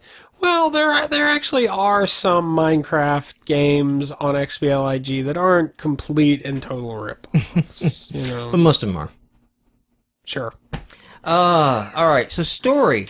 I talked a lot about the thing on here, and so story in your game. There's this school gameplay is more important than story. Story is more important than gameplay. And I've kind of been like, story makes up a lot. I still think I'm on that side of like story is worth more than gameplay. And Dragon Age Origins and Dragon Age Awakenings is a good story example because it's the exact same gameplay, the exact same game set, tools, mechanics, character, in one and the other. And the story in Awakenings is shit. And I didn't care for that game. I quit one time through it. Dragon Age Origins, excellent story, and I've played the damn thing 3 times over. And so, yeah, I'm still on, it doesn't matter that it's good gameplay. It doesn't matter that Dragon Age figured out RPG on a console. Yeah. In a way that I love. It doesn't matter. There wasn't any story to go along with it. Given the genre, story is much more important. LA Noire. I didn't like the story. I didn't like the main character. And that really turned me off. By the time I finished LA Noire, I was like, you guys shouldn't have gotten as many high marks as you did. You had some novel gameplay tech, and you beat it to death, and the story did not compensate for that. The story did not pick up gameplay. Now, here's something crazy. I finished StarCraft and stood in line for Brood Wars. It's the only game I've ever stood in line for when a store opened to buy an expansion pack. Brood Wars. Because of the story. Yeah. If that isn't a gameplay game, StarCraft. If StarCraft isn't all about gameplay, and story was why I had to have that day one. This is why I'm on the side, your story is very important to a game. I think it really depends. More so than gameplay. Yeah, I think it really depends on the genre of game. And I mean, I'm with you. I definitely prefer some sort of story in game, but I think that's why I'm hesitant to pick up smaller games, because it's there's not going to be as much there for me. But right. Then it's especially happened with phone games World of Goo and these things. It's if the gameplay is just right, if you're targeting the right thing, if you understand your niche on that continuum between gameplay and not that there's one single continuum, but you know what I mean, where your focus lies, you don't need story, but you have to know where your game fits. I like story. If a first-person shooter has a good story, I will try and play it, even though I fail at it. Well, I'm not horrible at the first-person shooters. I'm not online good, but I'm definitely at single-player campaign, hard or expert good. But I'm not like the online guy. I will bring down an online guy. But I don't play Call of Duty. Couch co-op. I don't play Call of Duty. I don't play Modern Warfare. I don't play Battlefield. These don't have shit for story in them.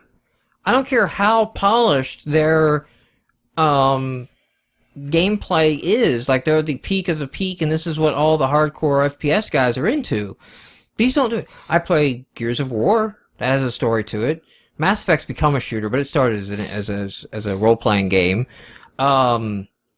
Halo, had so much of a story to it, although I mostly play that co-op with my brother. I really consider that too much of a shooter. Not enough story. I mean, story sort of went downhill in 2. I never finished 3, but 2 was just like, the...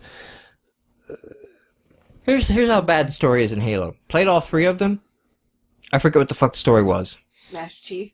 Yeah. Yeah, that's it. I was like, Master Chief. Something Master Chief. I don't know. And the problem with that is... Halos was a ring. I don't know. Well, they're the super weapon to kill off the Flood, which are these race of parasitic type of... Yeah. I don't know. You know what I remember from Mass Effect 3? Not Mass Effect, 2. Halo 3. Halo 3.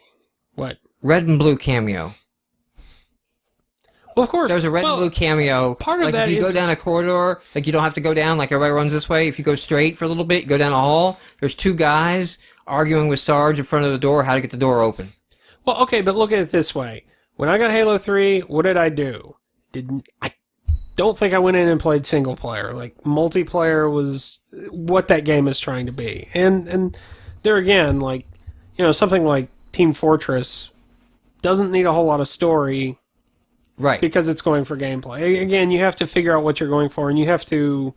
But now, okay, neither is the silver bullet. Okay, we're talking a lot of story in general, but one of the things I wanted to bring up here is breaking down some of these things. The story that I'm talking about isn't much of a story at all. Really. Like, it's not a whole lot. You don't need much story because the gamer is projecting themselves into the story. Okay? Yes. They're not watching a movie. They're playing a part. Right? And you don't need to have great writing skills. You can take some of the common tropes and that's fine. That's fun and that's, good to deal with. As long as I feel in control of the story and not a bystander. That was a problem with L.A. Noire. I'm a bystander to the story. I cannot dictate anything. I would not choose that dialogue option. I would not say that to someone. Think about in Dragon Age and in Mass Effect how little the dialogue options actually affected the plot.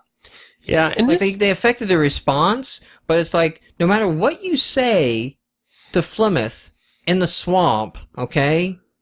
She's going to put you in the direction of the next town and send Morgan with you. Okay? Yeah. That's going to happen.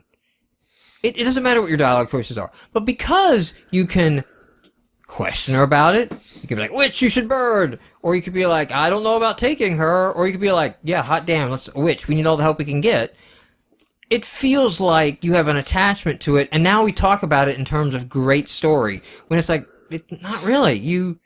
It's a linear tale. Well, especially with role-playing Dragon games... Age is a linear tale that disguises it really damn well. Especially with Dragon Age, you have to... And I've noticed this playing a lot of Skyrim. You have to be able to identify what cannot change for the story to continue. Keep that very narrow, and then everything else... or in any given quest or any given thing like that, everything else, you can change all you want. Yeah. It's selective. We'll track a relationship value on each character in your party to every other character, so there's a matrix, and then that will just trigger dialogue. If they like him and they're in the party, choose these random lines. If they hate them and they're in the party, choose these random lines. And now it feels like a custom adventure because these two don't get along in my group and they're arguing, and I really like him, so he sides with not me, or whatever. Yeah. It's banter. It's throwaway lines. And the interesting thing because what always comes up when you talk about things like story is morality systems. And a lot of people are on the side of like, well, morality systems should have effect on gameplay. And what's interesting is I think I've enjoyed games more, like Fallout. There was a particular quest that like really drove this home when I was playing Fallout 3, where I don't care because I'm putting myself into the shoes of the character, and if you force me to think, I don't care if I get gameplay benefits 99% of the time. Sometimes it's nice to have that. This isn't the town right out of the beginning, right? No, I mean that's pretty obvious. This one there was... I nuked that fucking town. I know, I did not. But see, there I put myself into the shoes of the character. There's this group of quote-unquote vampires, and I forget how it works in the lore, but there is a way... Yeah, there's a way they have, like, I know what you're talking it's not about. supernatural. It's like in a sewer and... And, like, there's this group of vampires that are feeding on this small town of survivors. And you kind of have to work between the two. And there was a point in the middle of the quest, what turned out to be the middle of the quest, where I'm like, I should just kill every one of these vampires. Maybe that would be the right thing to do. And it's like, well, okay, there's more to this than, like, I see. I don't know the mechanics here. So Now, the problem with, if you're going to go the morality choice route, then you have to commit to it, and you have to give me no good choice options, okay? You can't have the good choice or the evil choice, because that's not a real, like, gaming choice. Yeah. Like, if you're good, you get these powers, and if you're evil, you get those. No. You need to have the A sucks and B sucks. Yes. Like... Well, and that's you have to give me the, like, kill the child and save the village. The downside or of let that, the child live knowing, like, the disease is going to spread to the village. Not quite BioShock, but in that kind of, like, BioShock Save the Little Sisters or not. But even that isn't a good choice. Even that is, like, a bad example, because it's like, I'm not going to kill the girls. I'm not going to kill the little girls. Like, like, oh, this would be human and cruel. Like, no. You need to give me, like, real rough, like, guy, we can only save one of these two. Which is it? Yeah, we're either going to go left or right here, and... The issue that BioShock ran into is you were really... Mass Effect did it right on the quest where there was the bomb set, and... somebody had to go back and get the bomb, right? Ready to get lifted off. And then somebody had to stay and hold off the horde. And in that moment, you chose either Ashley or the other soldier. Who goes to get the bomb, and who like, I'll go get the bomb, and then Ashley will stay behind or whatever. And like, you can't win that scenario. It's a no-win scenario. You're going to lose a team member. One of the two will die at this point. You will not be able to save both. One will be on the planet when the bomb goes off, and that's how it's going to be. And you're just basically choosing like which fight you're going to go to, and then that you get off the rock because you're the main potatoes. And that's a great morality choice decision. Now, I'll say in multiple playthroughs, I was totally like, you racist, you space racist bitch, you're dead. You're dead. That's what space racism gets you. You're dead. Go here and die. But I knew what was going to happen. Like, he's racist too, but she's way more racist. The downside, though, of, like, the BioShock example is you're trading off short-term benefits for long-term benefits. So you're not engaging But not really at the end. Because, like, if you level up your character by killing the girls and taking the atom, you have a powerful character. But if you get to the end, the girls will all help you. And that's exactly what I mean. Now I don't have a real choice. That's exactly what I mean. Now it's like I get power A or power B. But it's... Yeah. So if you do that, I think you need to commit to that. I think that's dicier, and I don't recommend that choice because that's why I don't play Fable. Yeah. Fable was supposed to be that, and it's bullshit. Well, like you can run around as the baddest ass motherfucker and pay no penalty for it. None whatsoever. In Fable, like 2, I think it was, I murdered like 30 wives, sacrificed at the altar. You know, I was the ugliest motherfucker, you know, on the planet, and still would like walk into a town and like, oh my god, we love you so much. Just had like a horde of women following me. The problem with that was your fame was on a different axis than it's so easy to screw that up though. Like, it's so hard to have like an actual punishing morality choice in your story. I think you kind of have to accept at some point that if you go the black and white route, you are, you know, you're kind of reined into that, and there's going to have to be a fair amount of like scenery chewing villainy. If you do that, you need to pitch it not as a morality choice game, as a game with multiple paths. Yeah, it's just multiple paths. You're going to get to the end. You know, you're going to get to the end and have a quest and have an ending scenario. Yeah. You're not going to have a win or a lose or, you know, like that kind of thing. Dragon Age did the same thing. Like, you could, you know, save this town or not that town, or got this person to do that or something. Now, I want to shift gears a little bit and talk about how little story you actually need in your game. Because all you have to do is make the player identify with what's going on, and they are playing a story. In their head, they are submerged in there. And I think the good examples of this are Metroid and Mega Man. Like, you get sucked into those games, and you feel like there's a story going on to Mega Man. Yes. That's not fucking there. Like, it's just a clip at the beginning, and like, Dr. Light going, oh god, fight Dr. Wily, you know, stop my creations. But like, the choices, you know, like, of which one you fight first, like, you're kind of building my tale of, like, yeah, to take him down, I took down Guts Man, and then I went on to Cut Man, and then I went on to Electric Man. And now I'm scaling this massive castle, you know, and I'm going to take down the evil guy. It's not like it's a tale. It's not like it's a story, epic, you know, role-playing sense.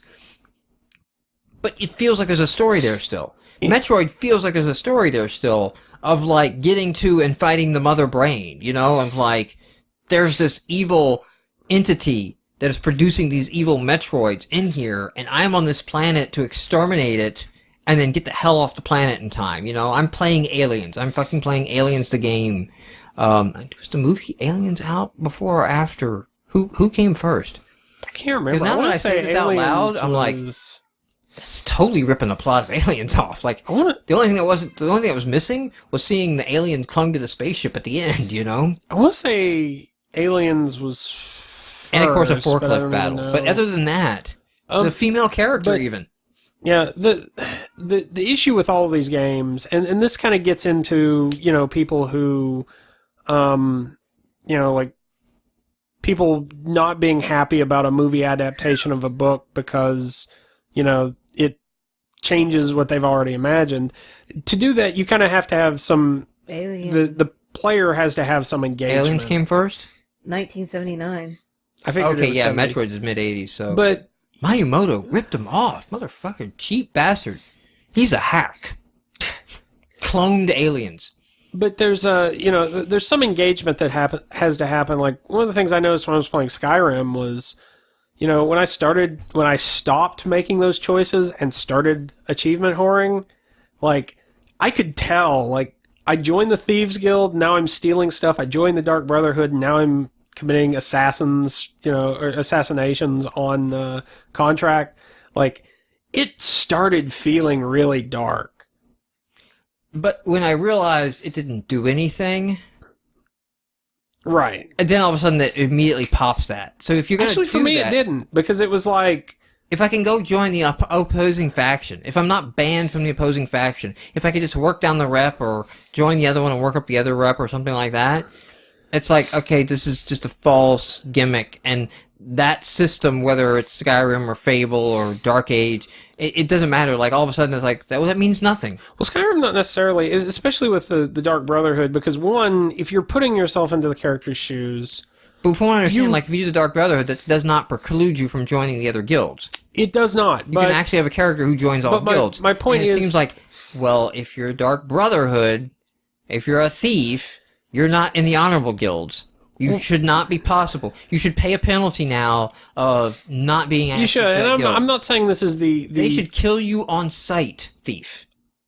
Well, now, one of the ways they explain that, I think, is if you're with the guild, you may have connections to some of the guards, and you can try to bribe That's them. a bullshit mechanic. It is. But my point is not that it is the best example, but it is a good example of, like, when you assassinate someone, you know, it is a real character in the game. That character is no longer there.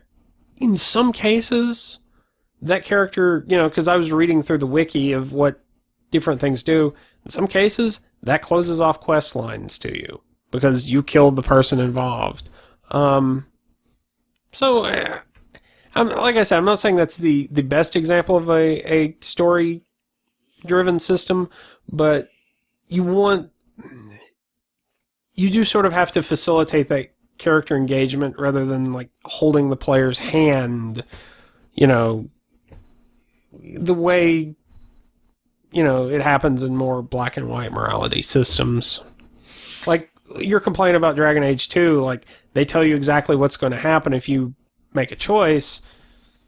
Well, right. That just... there's no reason to invest in the choice. And then, therefore, I'm not investing in the character, yeah. and I'm not investing in the game. And I'm losing interest in the game. Now, all of these criticisms, of course, are issues if you're doing a very story-heavy game, and this is bias coming from people who all admittedly enjoy story. Dead Space 2. Dead Space 1 has an excellent story and is excellently paced.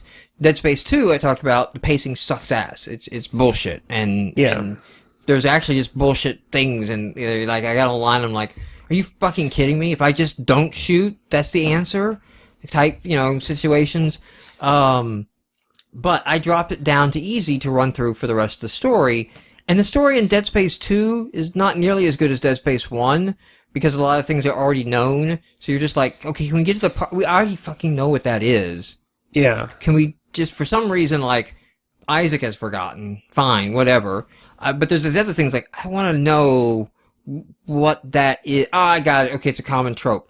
But it's still kind of run through. I'm attached to Isaac. I kind of like Isaac, you know, and I just want to kind of see, like, what happens at the end of the story. So I don't like your gameplay. I drop it down to easy to finish the thing just for the story. And I did that. And again, it was most of the story in Dead Space is, why are you going to go from point A to point B? Oh, we need the flux capacitor component. Go run back and get that. Flibitinium. Yeah, exactly. And so, you know, we're doing that again. That's part of the problem with Dragon Age Awakenings, was the quests were a lot of, like, stupid non sequitur quests that, you know, weren't really tying in the way the other one did overall with the ethos of the world and stuff like that. They were just kind of one-off, go to this farm type bullshit. I came up with a point, though, to bring this back around to indie games, and I don't know if you're done yet and want me to continue, or no, go ahead, bring it down. Yeah, because I wanted to. I noticed this when we were doing reviews. It seems like a lot of the RPGs on Xbox Live indie games were parody RPGs. Not necessarily a bad thing, you know, like, it's going retro, but I wonder if part of that is it is hard to sell a convincing story. Yeah, well, I think it's hard for the indies to be successful in the stories because the tendency is to overdo it. Yes. Even in Cthulhu Saves the World, there is a lot of setup in that. Yeah. And it's like, that's getting in the way of the gameplay. And if I don't want to play a book, I want to play the character. And you have to get out of the way, and it's really less is more. I think that's what I was kind of getting to with the Metroid and the Mega Man. Like, it doesn't take much to imply a story. It just takes a few touches to explain, you know, like, if I start to make it list out, if I start to actually, like, think down, like, what do you need? You need to explain why I am where I'm at. Okay, why am I here? What am I here? What am I doing? You know, like, what is this character's motivation? Now that he's here, he's in the rebellion. She's on this planet, you know? Like, I'm a robot, okay? Whatever the fuck I am, like, what is my motivation? You know, it's like, okay, I am, you know, I need to join sides and, you know, I've been accused of a crime and I need to, like, you know, get out of jail and, like, lead these people in the revolt, or and this is I need to exterminate this planet, or I need to kill the evil robots. Like, I need, like, okay, what am I, what's my challenge thematically? Not like what the gameplay is of, like, okay, well, this is a platformer, Like, what am I up against? It comes down to the issue that they're really only, I can't remember how many stories, the there's like a set number. There's only like so 12 many stories or something. It's small. And I've noticed, like, the thing I noticed about Xbox Live Indie games kind of became more clear when I started picking up. I picked up a couple. I'll say there's even less. When it comes to video games, there's probably like only a handful. Yeah. Adventure Tale, Yeah. The hero who rises, Star Wars. Yeah, there's the beats in Star Wars, then those are your beats. Certain tropes. What was interesting, like picking up some RPGs on Android, and a lot of these RPGs seem like, the type of games for people who just want a constant stream of these games. The setup was so complicated. I don't know if this was an issue of translation in some cases or what. It just, like, I started playing it for a little while and I was like, I'm playing this because it's an adventure game. I can't keep up with this. And I kind of wonder if in some cases it was complex because they're trying so hard to avoid those tropes that they kind of go in the other direction. And You're not talking about the Star Wars, the RPGs that were on that BioWare did, I think. On Android? No, not on Android. On Xbox Classic. No, I don't. Knights of the Old Republic or something. No, I was KOTOR. talking about the ones I picked up on Android. Oh, okay. Like Xenonia. Because those kind of lost my interest too. I don't know what was off with them. Like those just felt like way too much text. Star Wars is kind of an interesting thing. Like it seems like. Well, those were not okay. So when I said Star Wars, what I was meaning is like, okay, so look, you're gonna start as average man. Yes. That gets wrapped up in a quest. Okay, so phase 1, act 1 is like, no, you're not average. You're special. You have this unique power. We have to train you how to use it. And by the way, we need you over in crazy lands fighting crazy things. Act 2 is basically leveling up, Like, if you think about Mega Man, it's following these beats, Like, you're kind of defenseless, and we need you, Mega Man, because you're my awesome robot, but you're not finished. So go power yourselves up on these other robots in Act 2. Now you're augmented, and now Act 3, you become the hero, and you take down the evil character. Like, these are your major beats that you need. And adding the little bit of story makes it feel like in Mega Man, like, yeah, I'm powering up, like I am leveling up, I am enhancing Mega Man, and his capabilities are growing because I have this thread of a storyline that's giving me my motivation and giving me my connection. Even though, like, it's not much. It's a cutscene in the beginning and a cutscene at the end. It's like 8 lines of dialogue might be in Mega Man 2. That's it. Tops. To be fair, Metroid and Mega Man had it easier because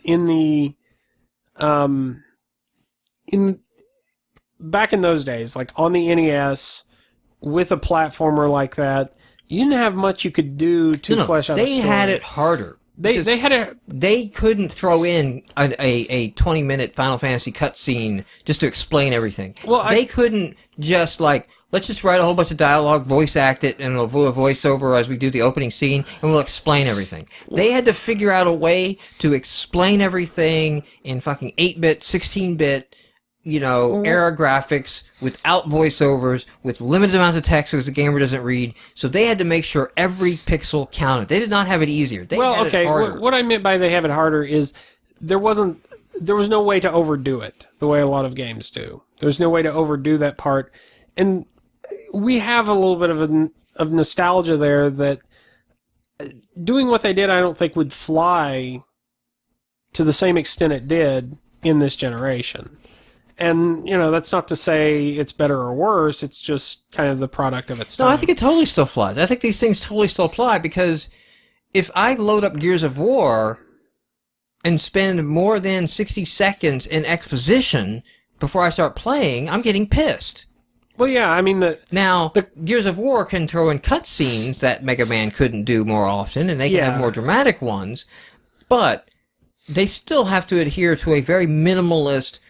You can't get in the way. Like L.A. Noire got in the way of the game, Yeah. L.A. Noire was dictating to me, reading me a story I wasn't interested in hearing. I think what I mean, though, is something like Mega Man or Metroid, because of the level of technology, if they came out today, people would be like, tell me more, or this just has no difference story. in their technology, story-wise. Story does not change with technology. It doesn't, but the ability to supply details. Integrating the story and the gameplay does not change with the technology. Like, you could have a cut sequence in Mega Man, and it better make just as much sense as a cut sequence now. Like, Final Fantasy 13 was loaded with bad fucking cutscenes. The technology just doesn't make story beats any different. There is no technology argument on that whatsoever. I think it's changed expectation of what story must have, and I think in some cases those expectations may be wrong. You know, like I don't even see that. Like, what expectations? Like, you can have a cutscene, you can have a story break, right? Ninja Gaiden, excellent 8-bit era cutscene. I mean, basically that opening cutscene in the bar made me play that mercilessly painful motherfucking game I could never finish, okay? That game was hard as hard. I played it because it had that kick-ass cutscene and, like, wanted to know how this shit resolved in. That doesn't change if the cutscene is CG rendered or if the cutscene is just subtitled. The story pulling me into the gameplay is not technology-based. What I mean is, I think the tendency would be to demand more from something like Mario or something like Mario or Metroid or Mega Man, like, to demand more continuity, more details, more. We probably wouldn't think of it as being as complete in piecing out the story as well as possible. They don't necessarily add anything if you do it wrong. That's my point. There are old school RPGs that have tons of detail and shit in their stories. It's not. It had nothing to do with the technology. I don't think there's a technology. Well, the only thing with the technology is a developer can be lazy now. A developer is not trying to fit on 360K. You know, I downloaded Wasteland since I haven't actually played it, but I grabbed it off of I haven't played it, but... Abandonia just to go check it out because it's a precursor to Fallout. And I'm not shitting you, like, zip, it's 360K, right? And I'm thinking, like, well, yeah, it's a floppy. That's what they had to fit into. So to get their story out, they were limited in how much disk space they could dedicate to story beats. I mean, that's kind of what I'm getting at. So they had to make it count. You don't have that limitation anymore, but that went away very quickly, and even in the 16-bit era. And you could find that, like, you can very easily dominate your story with bad storytelling and ruin your game. And you need to go back to the classic ones and realize they had it harder. They had a harder limit because they didn't have the ability just to, like, okay, we're just going to write pages and pages of dialogue. Because we can't fit that on the chip, guys. That's kind of what I'm getting at. I guess easier and harder is not what I mean. It was a different scenario. There were different expectations, and I think surprisingly over the last 20, 30 years, the art of game design itself has remained amazingly static. Yeah, well, I mean... There's not much we're doing now we didn't do then, you know? Like, we've created a handful of new genres in the last 30 years. Like, you know, first-person shooter, technology enabled a first-person shooter. We didn't have a technology that could run that kind of 3D trigonometry live. So that kind of enabled it. But we're still fucking, you know, we still have puzzle games that were puzzle games back then. Right. You know, like, we haven't really, like... We mash up some genres, but RPGs had RPG elements then, like playing Pools of Radiance, you know, on my 286, you know, like, that hasn't really, like, the same tropes are there. We haven't, and, like, graphics look better, effects are better, controls are better. We know how to use controls better. We know how to design games better. The art and the storytelling of games, I think there's a case to be made that has not evolved a whole hell of a lot, and you can learn from any game of any era. I think you can. I guess my point is, if you were playing a first-person shooter, and they gave you, if you were playing a first-person shooter today, and they gave you as little information as Mega Man did, Doom did. Doom did. And Doom worked for its day, but I think a lot of people would, have complaints about it. Not that they would be right, because the tendency nowadays is to overdo. But, basically, Doom, I knew that I was on, Hell Planet. Exactly. Quake, I knew I was a space marine. There wasn't much in the middle of that shit. Exactly. And it didn't have to be. They provided, where am I? What the hell am I doing? What's my motivation? That's as little as Mega Man. But I remember some story elements to Doom and Quake, Exactly. And even Wolfenstein 3D. In fact, Wolfenstein 3D, you could make a case, had more of a story than Doom and Quake. Actually, well, because it was based on something in real life. They weren't just Yeah, they were co-opting hand-waving real space hell. But, they're you're in hell fighting strange creatures, Marine. That's kind of what I'm getting Gears of War. at. That's Gears of War's plotline. But Gears of War has to flesh it out a little more than just hell, because only that's because they go on now. so many sequels.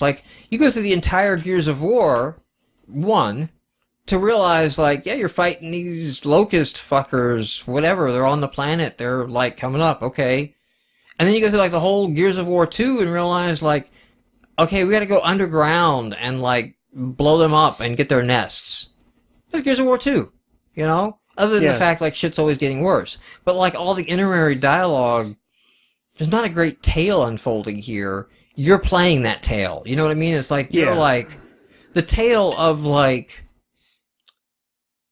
we went in here and we set off the massive mine and we blew the light bomb to kill the thing in Gears of War 2 in the Mother Nest.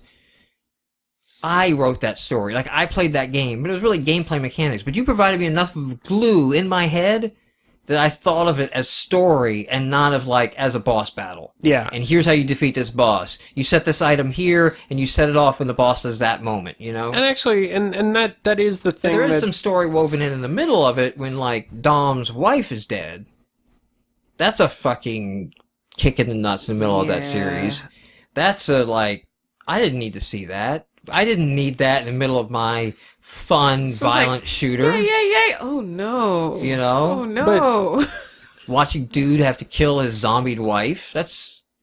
I didn't play Gears of War 2, so I didn't know. So, the locusts, inhabit people, and they no, they don't inhabit them. They suck the life out of them. They use them as, batteries.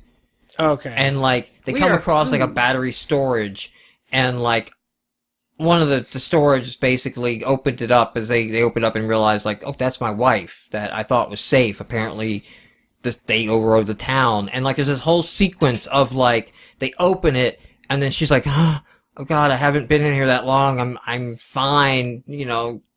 Dom, you're here, save me and all that. And then it cuts to reality. She's a fried corpse. Nothing left of her. He's all off in his la-la land. Dude has to, slap him back to reality. And she's, just a husking corpse that is, breathing still.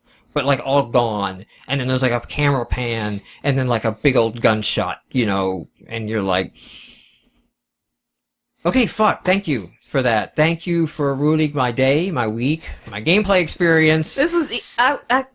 I didn't guess that they were going to go that far with it, because if before that you had found one of your friends who had been put in there for a while, and he's like, shoot me now! Yeah.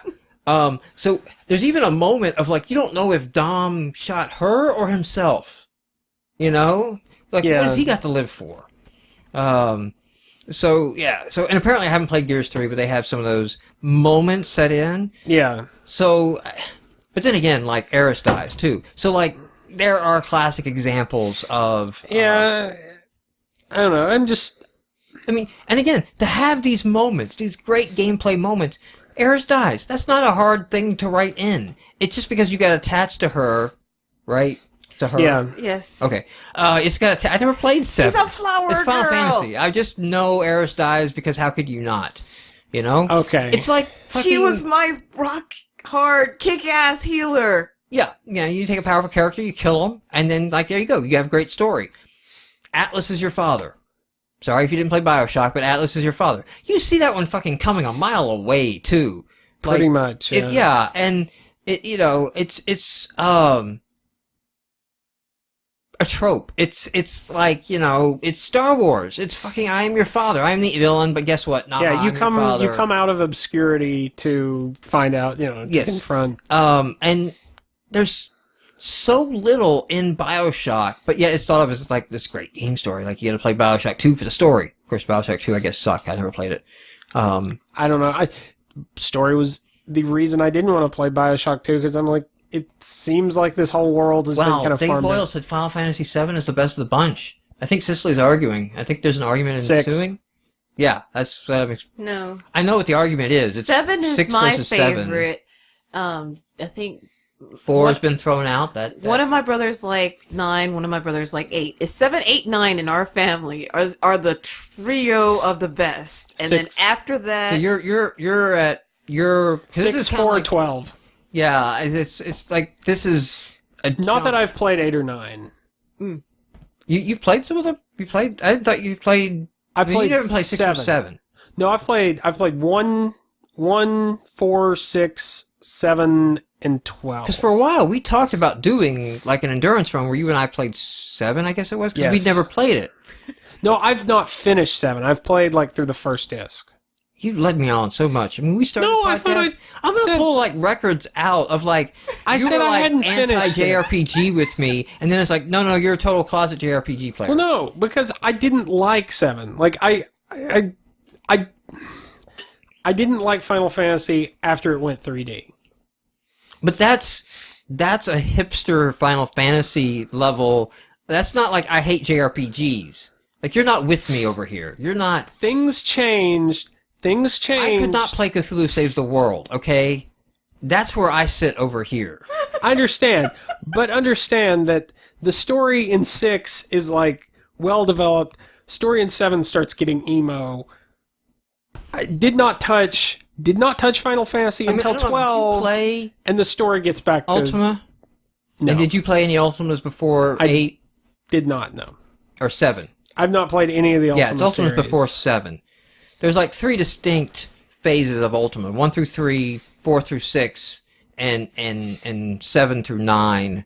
I guess you can count 9. It was a piece of shit. It was a buggy thing that never worked right, but it has the same argument in this thing because 4 through 6 had these great tales and really enforced the virtues of the world and all that. And 7 through 9 was this massive technology leap, a lot of which became like the Ultima Online type code base. So if you've seen Ultima Online, that's what launched that style of isometric RPG.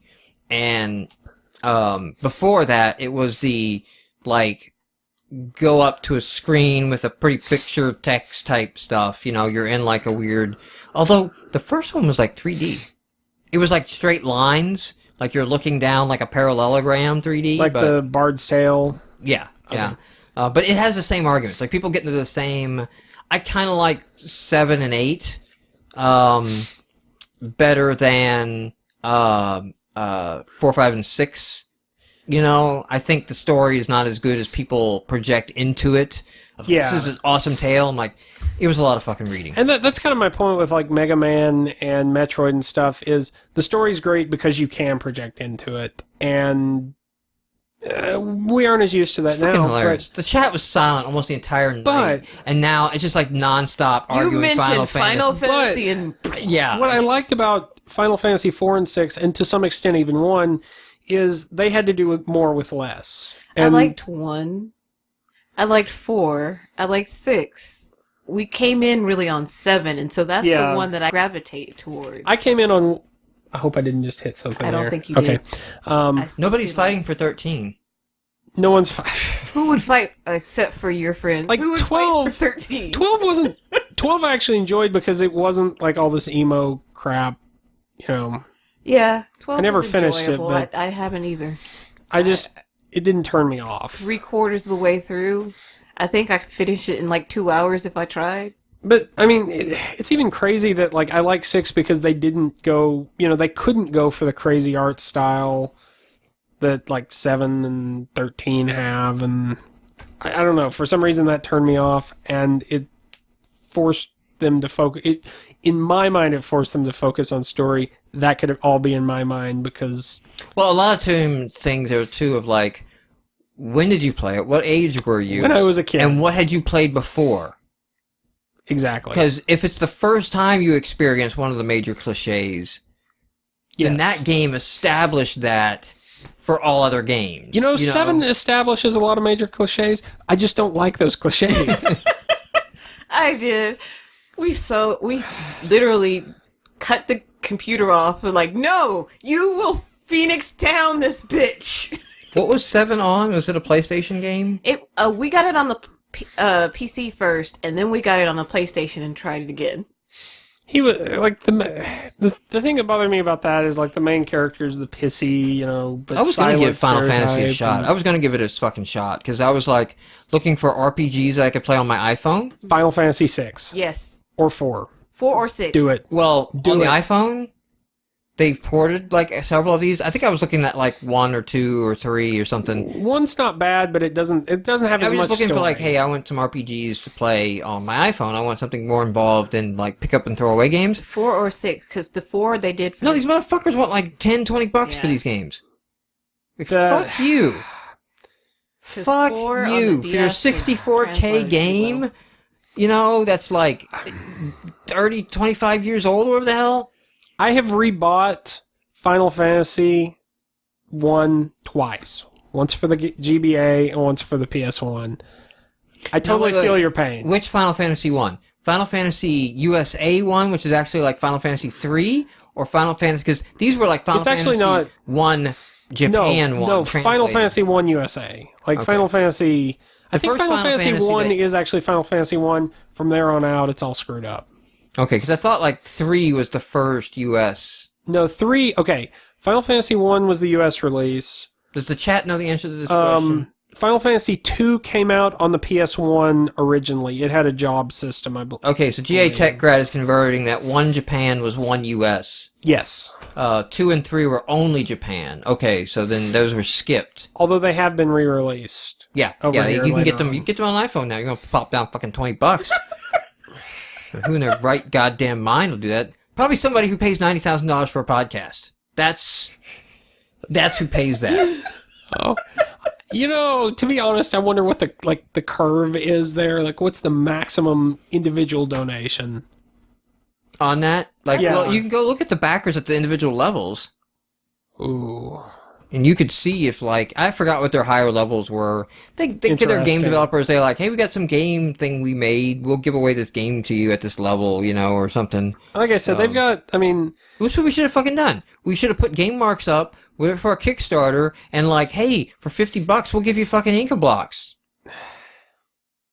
Rock that shit, man. I think we would have to have more name recognition. Like, we would have had to have a game before that made us famous. That's the thing. I read their games, and like they didn't mean anything to me. None of these games. Apparently, they do to someone. I mean, as a guy who follows a lot of gaming news sites, if I really never heard of your game, you're pretty goddamn indie. Like unless you're crawling around Newgrounds, it might be something like that. Either they have a very small but dedicated following, or they have someone who is influential. Who's, Oh, wow. Well, like 30 minutes got away from us. Like, I was like, oh, we're around time to wrap up. And then we mentioned Final Fantasy. And then, like... All right, well... So, yeah, we should we've been going on long. Midnight 30. Hey, thank you, everyone, for tuning into the live stream. Thank you, everyone, who downloads the podcast or watches this on YouTube later. Hopefully the quality on the video kicks out much better, even on YouTube, better than it was streaming. And we'll be back and do this again in a week.